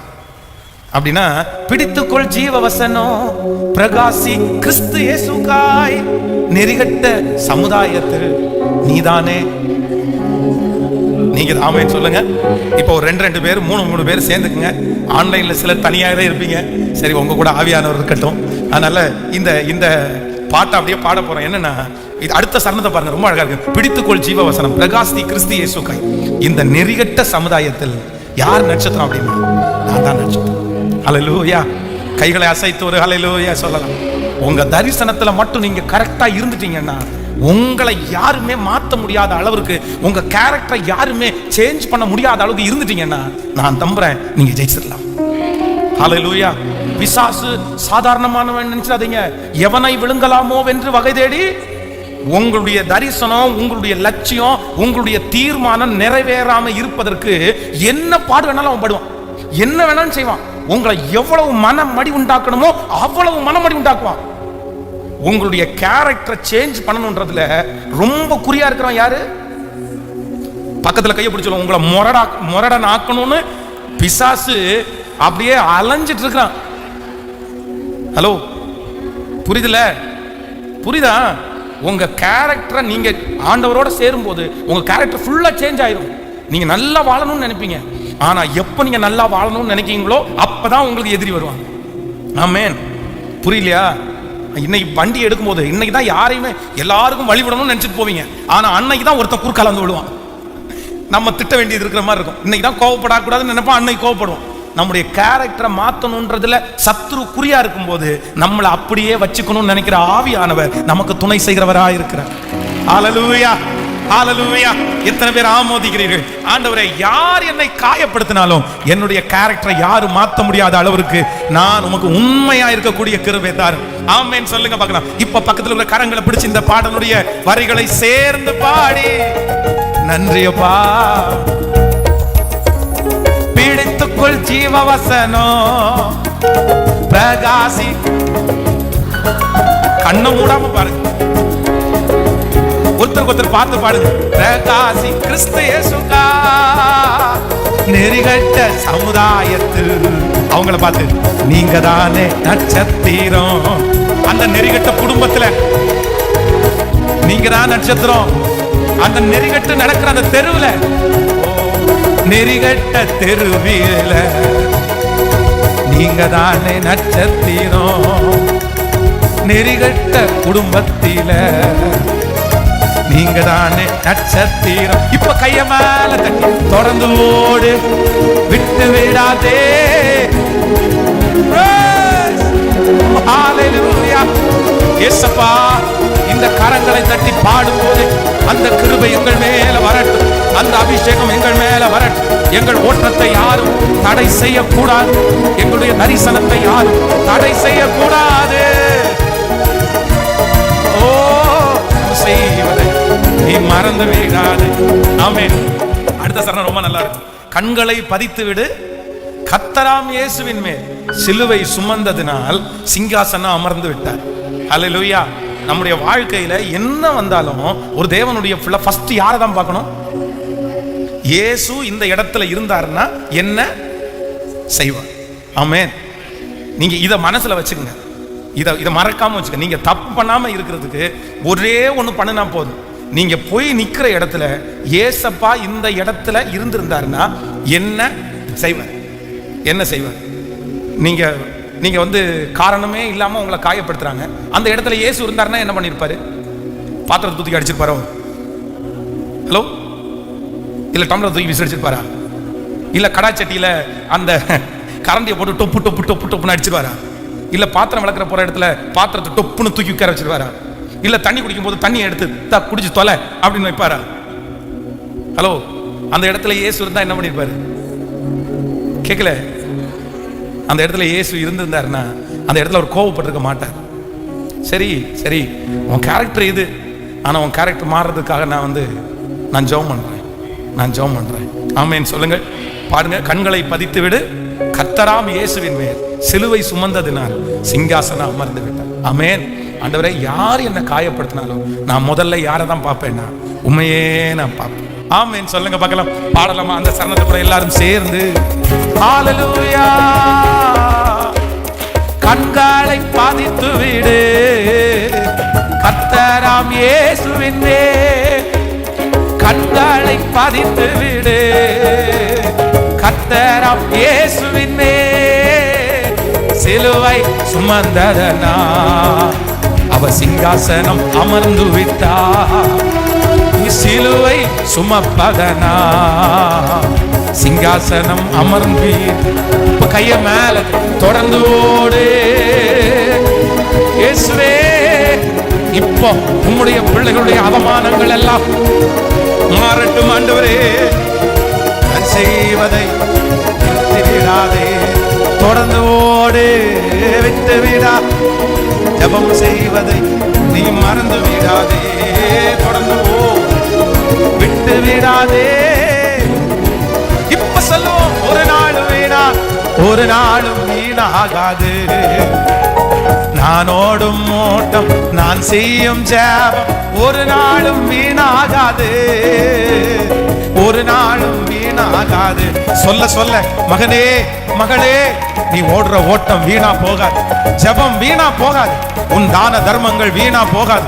ஒரு நாள் அப்போஸ்தலனாகிய பவுலை போல ஒரு தேவ மனிதன் வந்து உங்களிடத்துல சொல்லுவாங்க, உன் தான தர்மம் வீணா போகல, உன் ஜெபம் வீணா போகல, உன் பிள்ளைக்காக எடுத்த முயற்சி வீணா போகாது, உன் குடும்பத்திற்காக எடுத்த முயற்சி வீணா போகாது. நீ இரவு பகலா பாடுபடுறது வீணா போகாது, நீ கண்ணீர் விட்டு அழுறது வீணா போகாது, நீ கலங்கி நிற்கிறது வீணா போகாது, எதுவுமே வீணா போகாது. நம்முடைய நாமத்திற்காய் காண்பித்த அன்புள்ள பிரயாசத்தை மறந்து விடுவதற்கு என் தேவன் அநீதி உள்ள தேவன் அல்ல. அவர் வாக்கு கொடுக்கிறார், வீணாய் போகாது. ஒரு நாளும் வீணாகாது. நான் ஓடும், நான் செய்யும் ஜெபம் ஒரு நாள் விசுவாசத்தோட இன்றைக்கு இந்த உபவாச ஜெபத்துல கர்த்தர் கட்டுகிறார், கர்த்தர் கணக்குல வைக்கிறார், கர்த்தர் கொண்டு வர்றார். செய்யும் ஜெபம் ஒரு நாளும் வீணாகாது, ஒரு நாளும் வீணாகாது. இப்ப சொல்லுங்க பார்க்கலாம். அவமானம் நிந்தையலா அனுதின உணவு போல,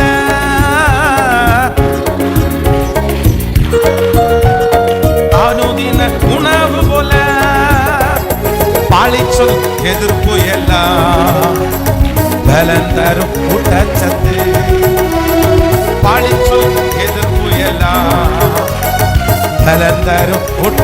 இப்ப கைய மேல தட்டி தொடர்ந்து ஓடு. எஸ், கர்த்தர் இப்ப பூஸ்ட் பண்ற, உங்களை தட்டி கொடுக்கிறார். ஓ, தொடர்ந்து இப்போ தொடர்ந்து ஓடக்கூடிய பலன். காலாட்களோடு ஓடும் போதே இளைத்து போயிருக்கிற பிள்ளைகளை குதிரைகளோடு ஓடத்தக்க பலன், குதிரைகளோடு ஓடத்தக்க பலன்.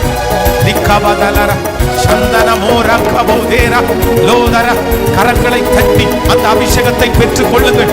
தொடர்ந்து ஓடக்கூடிய ஒரு பலன், தொடர்ந்து ஓடக்கூடிய ஒரு அபிஷேகம் இப்பொழுது என் தகப்பனார் மேல, என் தாயார் மேல, என் சிஸ்டர் மேல, என்னுடைய பிரதர் மேல, தம்பி மேல, தங்கச்சி மேல, இப்பவே இந்த சத்தத்தை கேட்டுக் கொண்டிருக்கிற ஒவ்வொருத்தர் மேலையும் கர்த்தருடைய வல்லமை உள்ள கரம், தொடர்ந்து ஓடக்கூடிய கிருபை, தூசியை உதறிவிட்டு, அவமானங்களை உதறிவிட்டு, காயங்களை உதறிவிட்டு, உதறிவிட்டு பலவீனத்தை உதறிவிட்டு இப்பொழுது ஓடக்கூடிய ஒரு பலன் பலன் பலன் கரங்களை தட்ட தட்ட இறங்கி வரட்டும். பரிசுத்த ஆவியானவர் முத்திரை போடுவீராக. பரிசுத்த ஆவியானவர் உங்க பிள்ளைகள் மேல் முத்திரை போடுவீராக. தொடர்ந்து ஓடு விடாதே, ஜெபம் செய்வதை நீ மறந்து விடாதே. தொடர்ந்து ஓடே விட்டு விடாதே, ஜெபம் செய்வதை. ஹalleluya. கரங்களை தட்டி கர்த்தருக்கு ஒரு மகிமை. கரங்களை தட்டி கர்த்தருக்கு ஒரு மகிமை. Thank you Jesus. Thank you Jesus. Hallelujah. Amen. சிலர் நம்ம மேல ரொம்ப கோபப்பட்டு நம்ம மேல பொறாமை கொண்டு நம்மளை காயப்படுத்துவாங்க. கவனிங்க, கவனமாய் கவனிங்க. சிலர் நம்ம மேல பொறாமப்பட்டு நம்மளை வேணும்னு என்ன பண்ணுவாங்க, காயப்படுத்துவாங்க. நம்மளை மனசை உடைச்சிருவாங்க. நம்மளை ரொம்ப அற்பமா அந்த மாதிரி பேசுவாங்க. அவங்களுக்கு நம்ம மேல பொறாமை இருக்கும். அந்த பொறாமைனால நம்மளை வந்து மவுஸ் கட் பண்ணுவாங்க. மற்றவங்களுக்கு முன்னாடி ரொம்ப கேவலமா அந்த மாதிரிலாம் பேசுவாங்க. சிலர் வந்து பர்பஸாவே நம்மளை வந்து காயப்படுத்துவாங்க. நம்மளை காயப்படுத்தணுன்றதுக்காகவே காயப்படுத்துவாங்க. ஆனா சிலர் என்ன பண்ணுவாங்கன்னா அறியாம நம்மளை காயப்படுத்துவாங்க. அவங்களுக்கு அது நம்ம காயமாவோன்னு தெரியாது. ஆனா இதுக்கு நீங்க ஒரு வசனத்தை நீங்க வாசிக்க முடியும். 1 சாமுவேல் புத்தகத்தை எடுத்து வாசிக்கும் போது 18ஆம் அதிகாரத்தினுடைய 7வது வசனத்திலிருந்து நீங்க வாசிச்சீங்கன்னா அங்க இருக்கும்னு நினைக்கிறேன். எடுத்துக்கொள்ளலாம். 1 சாமுவேலின் புத்தகம் எடுத்துக்கொள்ளலாமா? 18ஆம் அதிகாரத்தை எடுங்க. ஆமா, 18ஆம் அதிகாரம் 7வது வசனத்திலிருந்து வாசிக்க பார்க்கலாம். அந்த ஸ்திரீகள் ஆடி பாடுகையில் சவுல் கொன்றது 1000, தாவீது கொன்றது 10000 என்று முறை முறையாய் பாடினார்கள்.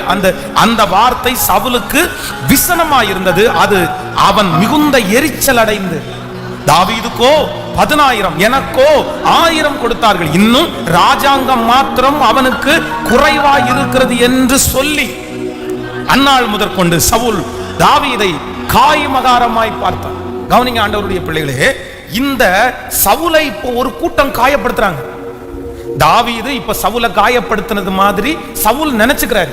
ஆனா உண்மையிலே தாவீதுக்கும் இந்த சம்பவத்துக்கும் ஏதாவது சம்பந்தம் இருக்கா? சம்பந்தம் இருக்கா? அவனுக்கு ஒண்ணுமே தெரியாது. அவன் வந்து இந்த ஜனங்கள்ட்ட எல்லாம் எழுதி கொடுத்து நீங்க இந்த மாதிரி பாடுங்கன்னு சொன்னானா? இல்ல. அவங்க இல்லைன்னா இந்த மாதிரி பாடணும்னு நினைச்சு பாடுனாங்களா? இல்ல.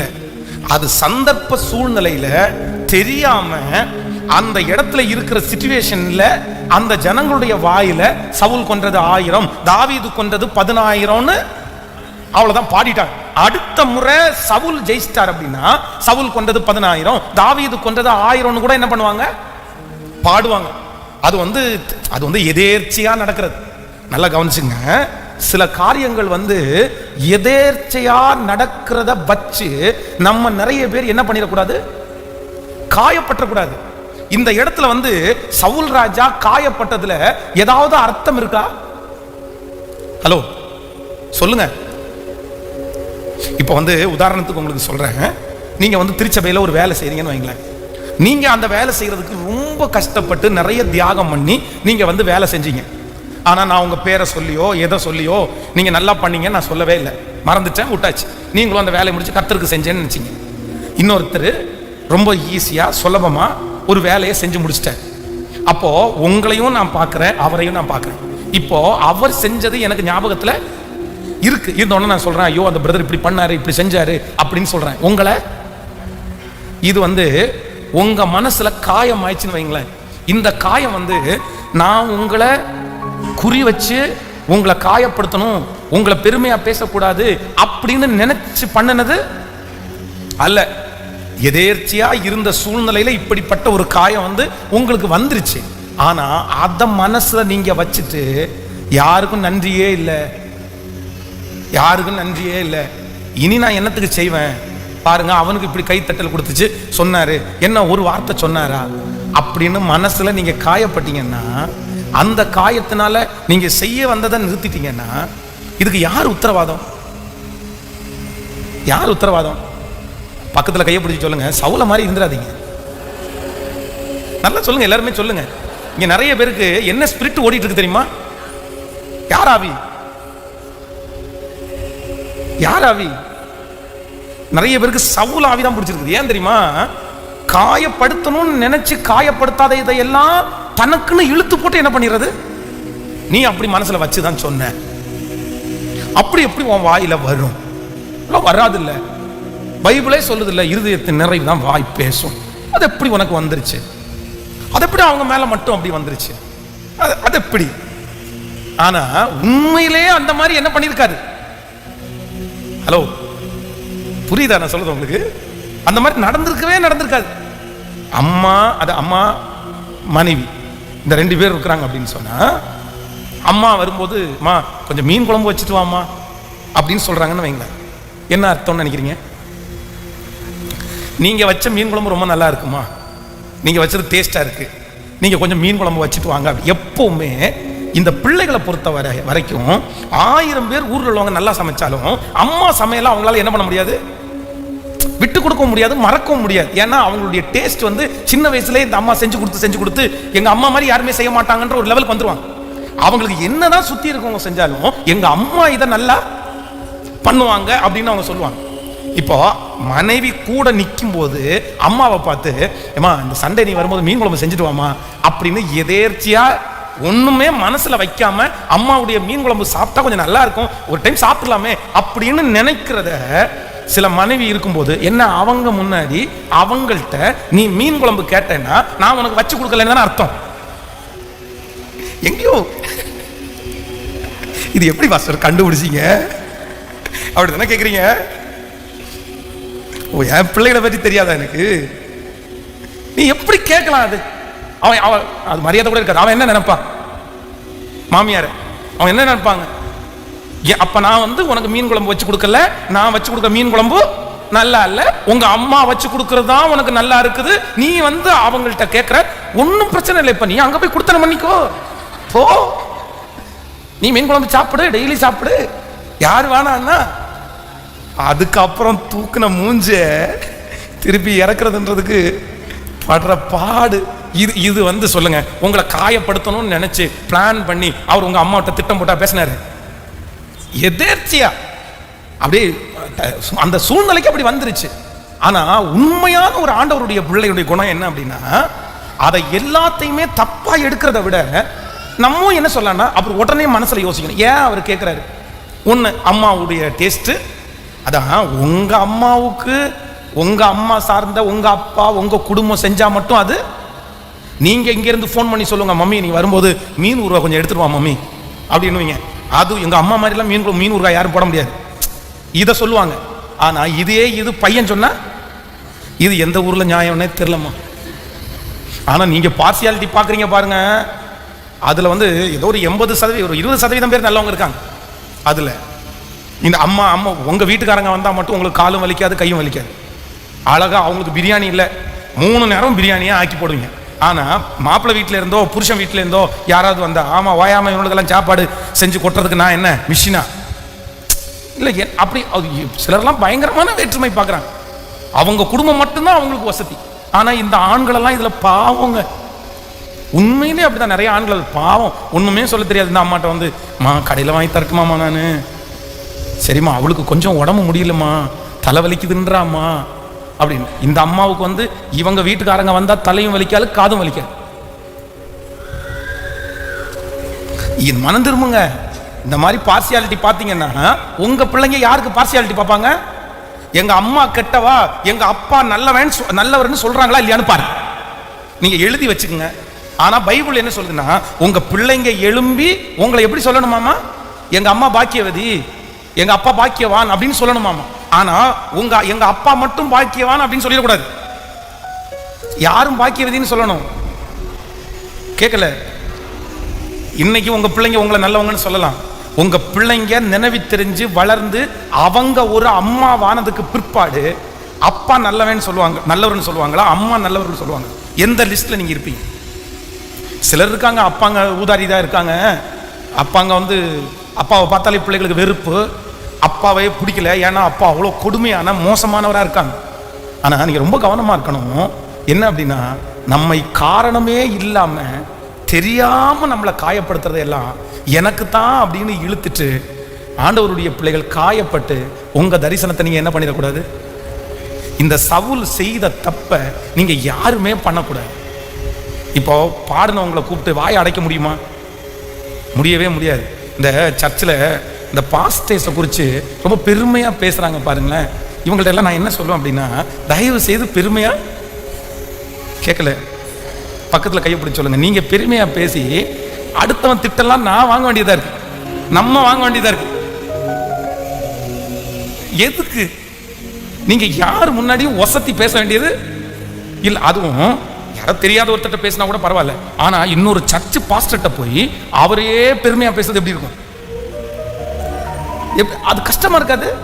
ஆண்டவர் ஒருவேளை நன்றாய் நினைத்துக் கொள்ளுங்கள், இந்த யூடியூப்ல பப்ளிசிட்டியா இருக்காங்க, ஆயிரக்கணக்கான கிரௌடு வருது, அவங்க வந்து உழைச்சிருக்கலாம், முழங்கால நிக்கலாம், நிறைய ஜோம் பண்ணலாம், தியாகம் பெருசா இருக்கலாம்.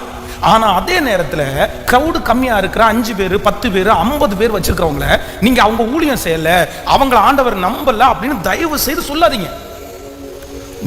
இவ்வளவுக்கு என்ன நம்புறாரு, அவங்களுக்கு அவளை நம்புறாரு. நான் 10,000 பேரை ஆயத்தப்படுத்தி ஒரு பாஸ்டர் ஆயத்தப்படுத்தாம இருக்கலாம், ஆனா அவங்க ஒரே ஒரு நபரை ஆயத்தப்படுத்தி அந்த ஒரு நபர் 10,000 பேரை சந்திச்சிடலாம். அதனால அப்படி வச்சு எடை போட்டுறக்கூடாது யாருமே. அவங்க அதனால ஜோம் பண்ணல, அவங்க அதனால கெட்ட பாஸ்டர். நீங்க நல்லா கவனிச்சுங்க. இப்போ வந்து வேதத்துல முதல் ரத்த சாட்சி யாரு? கேட்கல, ஸ்தேவான். இந்த ஸ்தேவான் வந்து எத்தனை பேரை ஞானஸ்நானம் கொடுத்தாரு?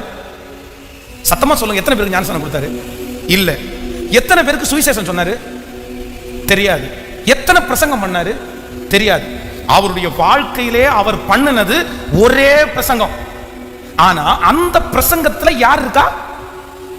சவுல் என்னும் வாலிபன். அப்போ அவர் கல்லெறிஞ்சு அந்த ஒரு பிரசங்கத்திலே கல்லெறிஞ்சு கொல்ல போறாங்க. அப்ப அவனுடைய ட்ரெஸ்ஸை கலட்டி சாட்சியா ஒருத்தனை வைக்கிறாங்க. யாரு? சவுல் என்கிற ஒரு மனுஷனை ஹெட்டா வச்சு அவனுடைய ட்ரெஸ்ஸை கலட்டி அங்க வச்சுட்டு அத்தனை பேரும் ஸ்தேவான கல்லெறிஞ்சு கொல்றாங்க. ஸ்தேவான அற்புதம் செய்யல, அடையாளம் பண்ணல, சுவிசேஷம் நிறைய பேருக்கு அறிவிக்கல, சர்ச்சு கட்டல, ஞான ஸ்நானம் கொடுக்கல. ஆனா அவர் வந்து கொல்லப்படும் போது வானத்தை பார்க்கும்போது தேவதூதர்கள் அப்படியே எழும்பி நின்று அவரை வரவேற்றார்கள். ஆனா அப்போஸ்தலனாகிய பவுல் சபைகளை ஸ்தாபித்தான், சுவிசேஷம் அறிவித்தான், அப்படி எக்கச்சக்கமான மினிஸ்ட்ரி. ஆனா இவங்க 2 பேர்ல யாரு பெரியவர், யார் பெரிய ஊழியக்காரர்? என்னை பொறுத்த வரைக்கும் ஸ்தேவான். அப்போஸ்தலனாகிய பவுல் குறைஞ்சவர் கிடையாது, அவர்கள் எல்லா அப்போஸ்தலரை பார்க்கலாம் அவர் முதன்மையானவர். ஆனா இந்த ஸ்தேவான் முதல் ரத்த சாட்சி. அவனுடைய ரத்தம் சிந்தும் போது எழும்பி முளைச்ச முளைதான் யாருன்னா அப்போஸ்தலனாகிய பவுல். அப்போ அப்போஸ்தலனாகிய பவுல் ஆதாயம் பண்ணின அத்தனை லட்சம் பேருக்கும் ஹெட்டா இருந்தது யார் அப்படின்னா ஸ்தேவான் தான் இருந்திருக்கிறாரு. அப்போ பப்ளிசிட்டியா இருக்கிறவங்களோ, கிரௌடுக்கு முன்னாடி நிக்கிறவங்களோ, எல்லாருக்கும் தெரிஞ்சவங்களோ பெரிய ஆள் அல்ல. மறைஞ்சிருந்தாலும் ஆண்டவருடைய சித்தத்தை செய்யறவங்க பெரிய ஆளு தான். ஹல்லேலூயா. எத்தனை பேர் ஆமோதிக்கிறீங்க? கணவன் பெருசா, மனைவி பெருசா? 2 பேருமே பெருசுதான். கணவன் சம்பாதித்து கொடுக்கிறதுக்கு வேண்டும், அவர் கஷ்டப்பட்டார். அதே நேரத்தில் குடும்பத்தை கட்டி காத்தது மனைவி தான். அதனால ஒருத்தரை புகழ்த்தி ஒருத்தரை நம்ம தாழ்த்த முடியாது. ஆமேன்னு சொல்லுங்க. இந்த ஜபத்தில் இருக்கிற யாராவது ஒருத்தர் வந்து உங்களை அறியாத்தனமா யாராவது ஒருத்தர் காயப்படுத்திருக்காங்களா? நினைச்சு பாருங்க. நீங்க இன்னைக்கு அவங்கள்ட்ட பேசாம இருக்கிறதுக்கு என்ன காரணம்? அவங்க தெரியாம அறியாம காயப்பட்டு. தயவு செய்து மன்னிங்க, தயவு செய்து மறந்துருங்க. உங்களே நீங்க அழிச்சுக்காதீங்க, உங்க கேரக்டரை நீங்க மாத்திடாதீங்க, சவுல மாதிரி நீங்க மாறிடாதீங்க. காரணமே இல்லாத ஒரு காரியத்தை மனசுல வச்சுட்டு தாவீது என்ன காயப்படுத்தினான்னு நினைச்சு அவனை பழி வாங்குறதுலே அவருடைய நேரம் அப்படியே ஒன்றும் இல்லாம போயிடுச்சு. ஆனா உண்மையிலே தாவீதுக்கும் அதுக்கும் எந்த சம்பந்தமும்? கடைசியில கஷ்டப்பட்டது தாவீதா சவுலா? யாரு? ஒன்றும் இல்லாம போனது யாரு? பக்கத்துல கையை பிடிச்சு சொல்லுங்க. இன்னொருத்தர் காயப்படுத்தினத, அறிஞ்சோ அறியாமலையோ காயப்படுத்தினத உங்க மனசுக்குள்ள வச்சு சொல்லுங்க. உங்க மனசுக்குள்ள வச்சு நீங்க வெதும்பி நீங்க துக்கப்பட்டு நீங்க செய்ய வேண்டியதை செய்யாம உங்க தரிசனத்தை மறந்து கவலைப்பட்டு ஒடுங்கி போனீங்கன்னா நஷ்டம் அவங்களுக்கு இல்ல, நஷ்டம் உங்களுக்கு தான். இப்ப முடிவெடுங்க, இப்ப முடிவெடுங்க. பாதி பேருடைய வாழ்க்கையே முடிஞ்சிருச்சு. என்ன கேட்டா நிறைய பேருக்கு வாழ்க்கையே முடிஞ்சு. ஏன் தெரியுமா? என்ன அவன் காயப்படுத்திட்டான், ஒன்னே ஒண்ணு. இதை ஒன்னே ஒன்ன பிடிச்சிட்டு எத்தனை நாள் தான் ஆண்டவருடைய பிள்ளைகளை டிராவல் பண்றது? இல்லவே இல்லை. எனக்கு ஒரு நேசர் இருக்கிறார், எனக்கு ஒரு நேசர் இருக்கிறார். அவர் யார் தெரியுமா? என்னுடைய காயங்களை எல்லாம் ஆற்றுகிறார்.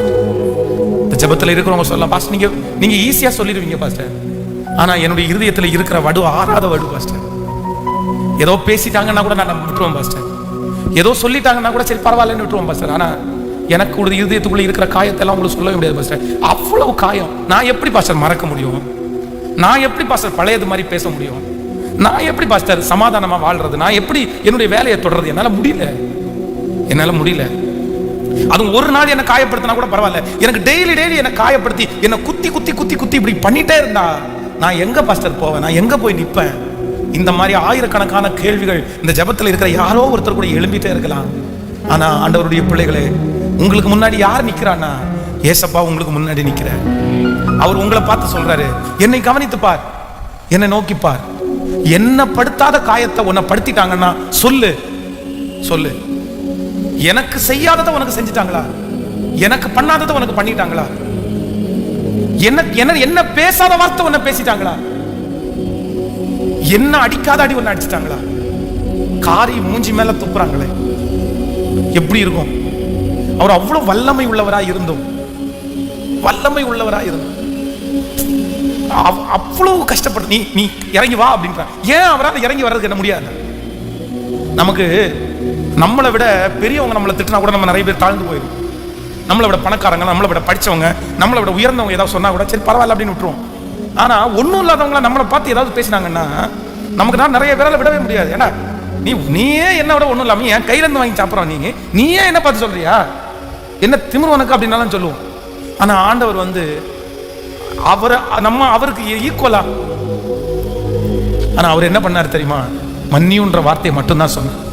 அதனால சிஸ்டர், எத்தனை நாள் தான் நீங்க காயப்பட்டுட்டு இப்படியே இருப்பீங்க? பிரதர், எத்தனை நாள் தான் காயப்பட்டுட்டு இப்படியே இருப்பீங்க? மறந்துருங்க. உங்களுக்கு அதிக காயம் இருக்கிறதா? நான் சொல்றேன், நீங்க அதிக பேருக்கு பிரயோஜனம் உள்ள கருவியாய் மாற போகிறீங்க. ஹல்லேலூயா, ஹல்லேலூயா. சமீபத்தில் நான் வந்து வாட்ஸ்அப்பில் ஒரு சின்ன ஒரு சின்ன பிக்சர் ஒன்று பார்த்தேன். அந்த பிக்சரில் வந்து ஒரு பக்கத்தில் ஒரு அப்பாவுடைய முதுகை காமிக்கிறாங்க, இன்னொரு பக்கத்தில் ஒரு பிள்ளையினுடைய முதுகு காமிக்கிறாங்க. அந்த அப்பாவுடைய முதுகில் வந்து பார்த்தீங்க அப்படின்னா எண்ணிக்கை கடங்காத ஏராளமான அம்புகள் வந்து அவங்க அப்பாவுடைய முதுகில் அப்படியே குத்தி ரத்தம் வலிக்கிறது மாதிரி ஒரு ஃபோட்டோ. இந்த பக்கத்தில் மகனுடைய முதுகில் ஒரே ஒரு அம்பு குத்தி இருக்குது, அது ரத்தம் வலியுது. அவன் வந்து அந்த மகனுடைய அந்த பிக்சருக்கு மேலே போட்டிருக்கு, என்னால் இந்த வலி தாங்கவே முடியல அப்படின்னு அவங்க போட்டிருக்காங்க. இந்த அப்பா அப்படி நின்றுட்டு இருக்கிற மாதிரி அந்த பிக்சரை பார்த்தேன். அப்போ நான் வந்து உடனே என்ன நினச்சேன் அப்படின்னா, ஏசப்பாவையும் என்னையும் தான் அந்த இடத்துல கம்பேர் பண்ணி பார்த்தேன். அந்த இடத்துல ஏசப்பா நிற்கிறாரு, அவருடைய முதுகை பார்க்குறேன். அவருடைய முதுகு உழுகிறவன் நிலம் போல ஆயிடுச்சாமா. உழுகிறவனுடைய நிலத்தை நீங்க பார்த்துருக்கீங்களா? உழுகிற இடத்தை பார்த்துருக்கீங்களா? அந்த அவன் மிதிச்சிருக்கிற இடத்துல பின்னாடி இருக்கும் பாருங்களேன், அந்த கட்டம் வந்து ஷார்ப்பா இப்படி இருக்கும். அதை அழுத்தி உழும்போது பார்த்தீங்கன்னா கோடு மாதிரி போகும் பாருங்க, ஸ்ட்ரைட்டா உள்ள இருக்கிற மண்ணெல்லாம் அப்படி தள்ளி. அப்ப என் ஏசப்பாவனுடைய முதுகு வந்து அவங்க அடிச்ச அடியில அந்த சதை அப்படியே கிழிஞ்சு அப்படியே வரி வரியா உழுகிறவனுடைய நிலம் போல. உழுகிறவனுடைய நிலம் எங்கேயாவது ஒரு இடத்துல ஷேப்பா இருந்திருக்கிறா? ஒரு இடம் கூட ஷேப்பா நம்ம பார்க்க முடியாது.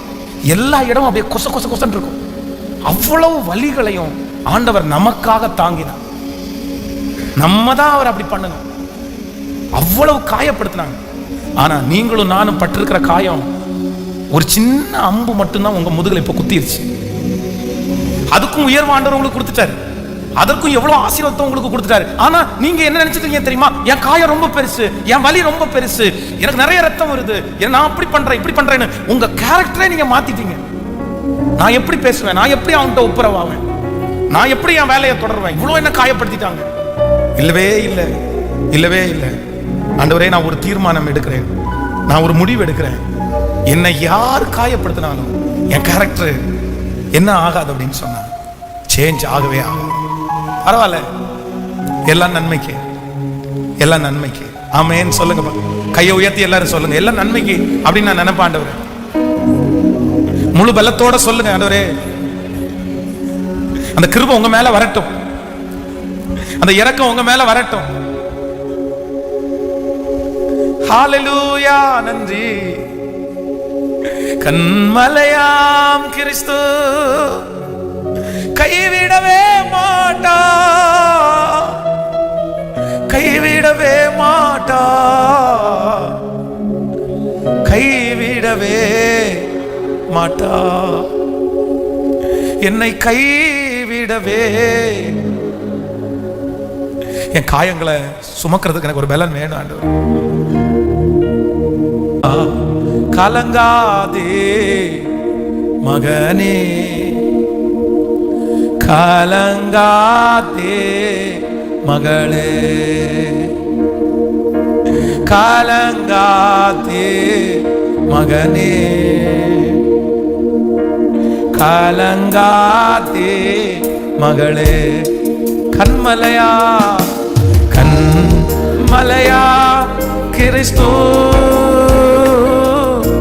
கைவிடவே மாட்டா, கைவிடவே மாட்டா, கைவிடவே மாட்டா, என்னை கைவிடவே மாட்டா, என்னை கைவிடவே மாட்டா.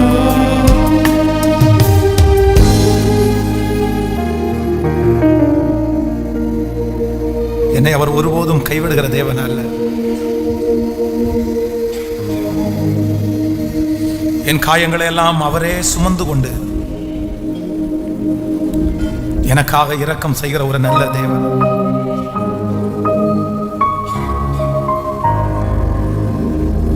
என்னை விட பல காயங்களை பெற்ற நேசர் அவர்.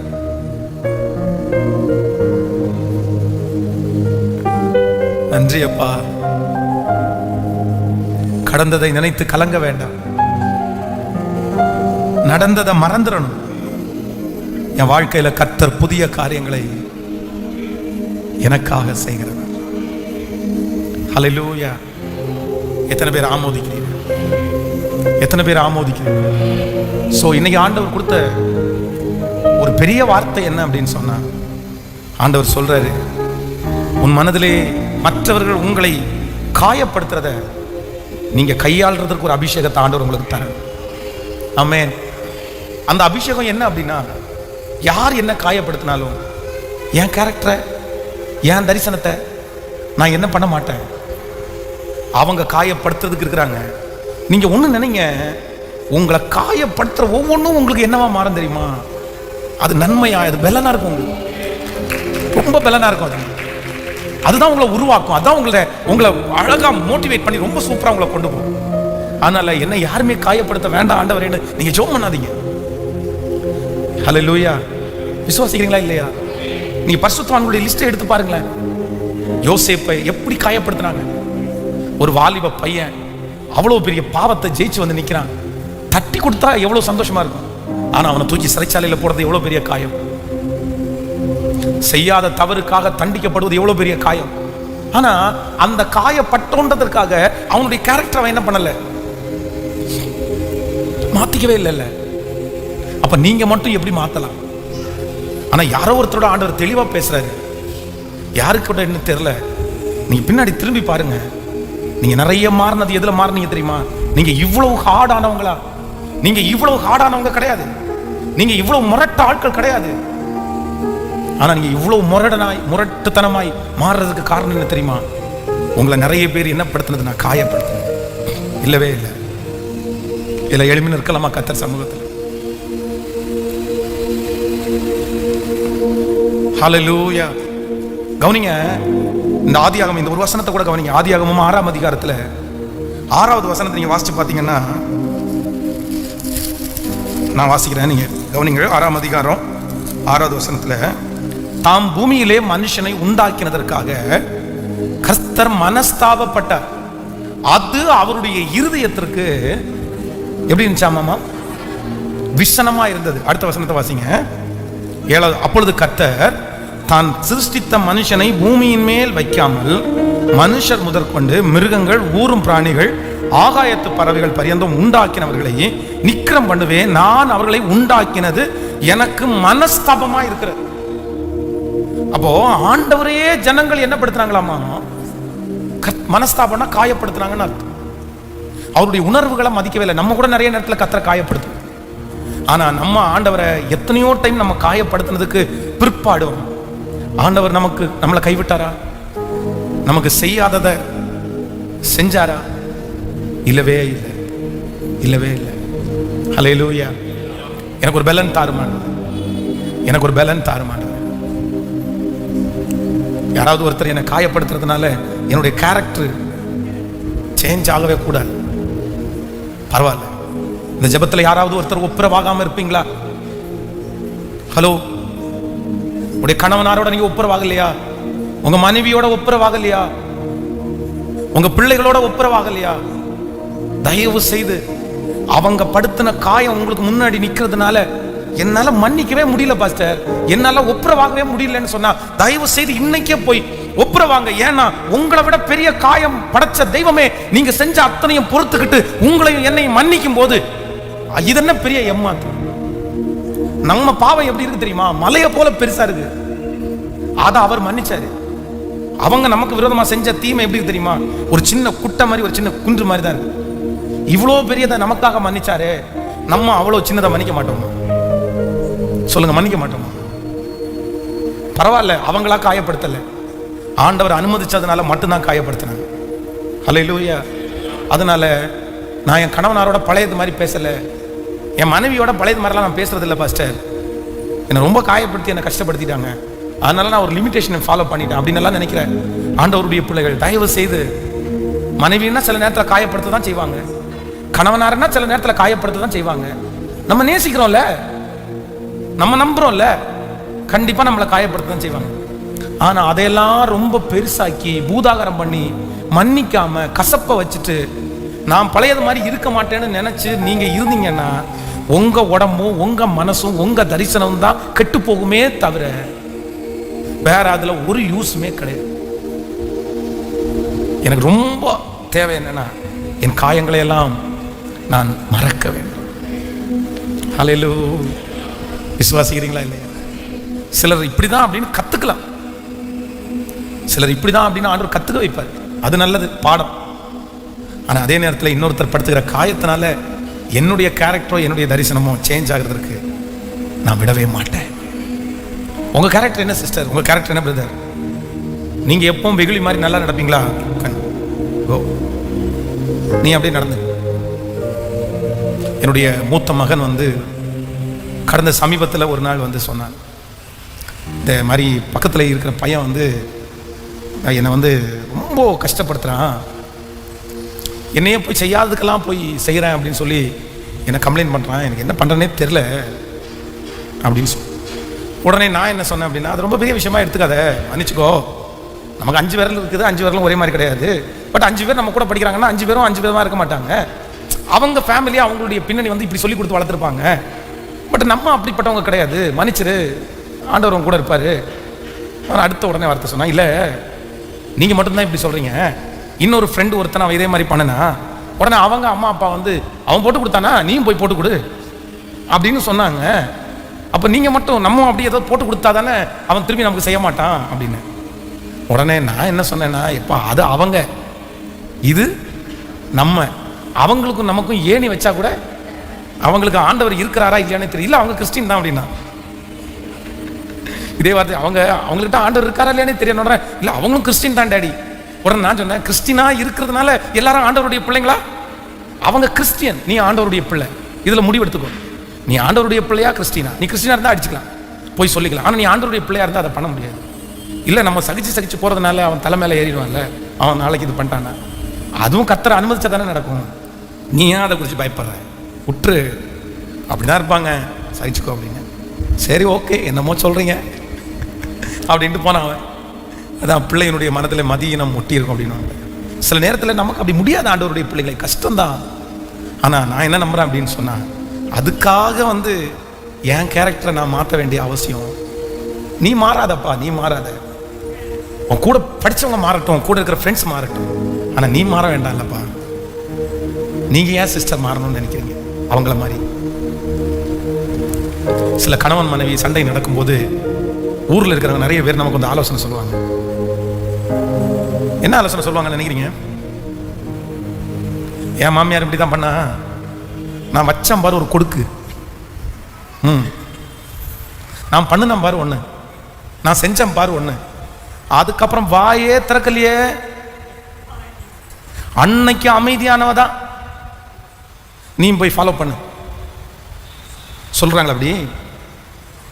ஆனா நான் சொல்றேன், அவங்க சொல்றத வந்து நீங்க வந்து ஃபாலோ பண்ணிடாதீங்க.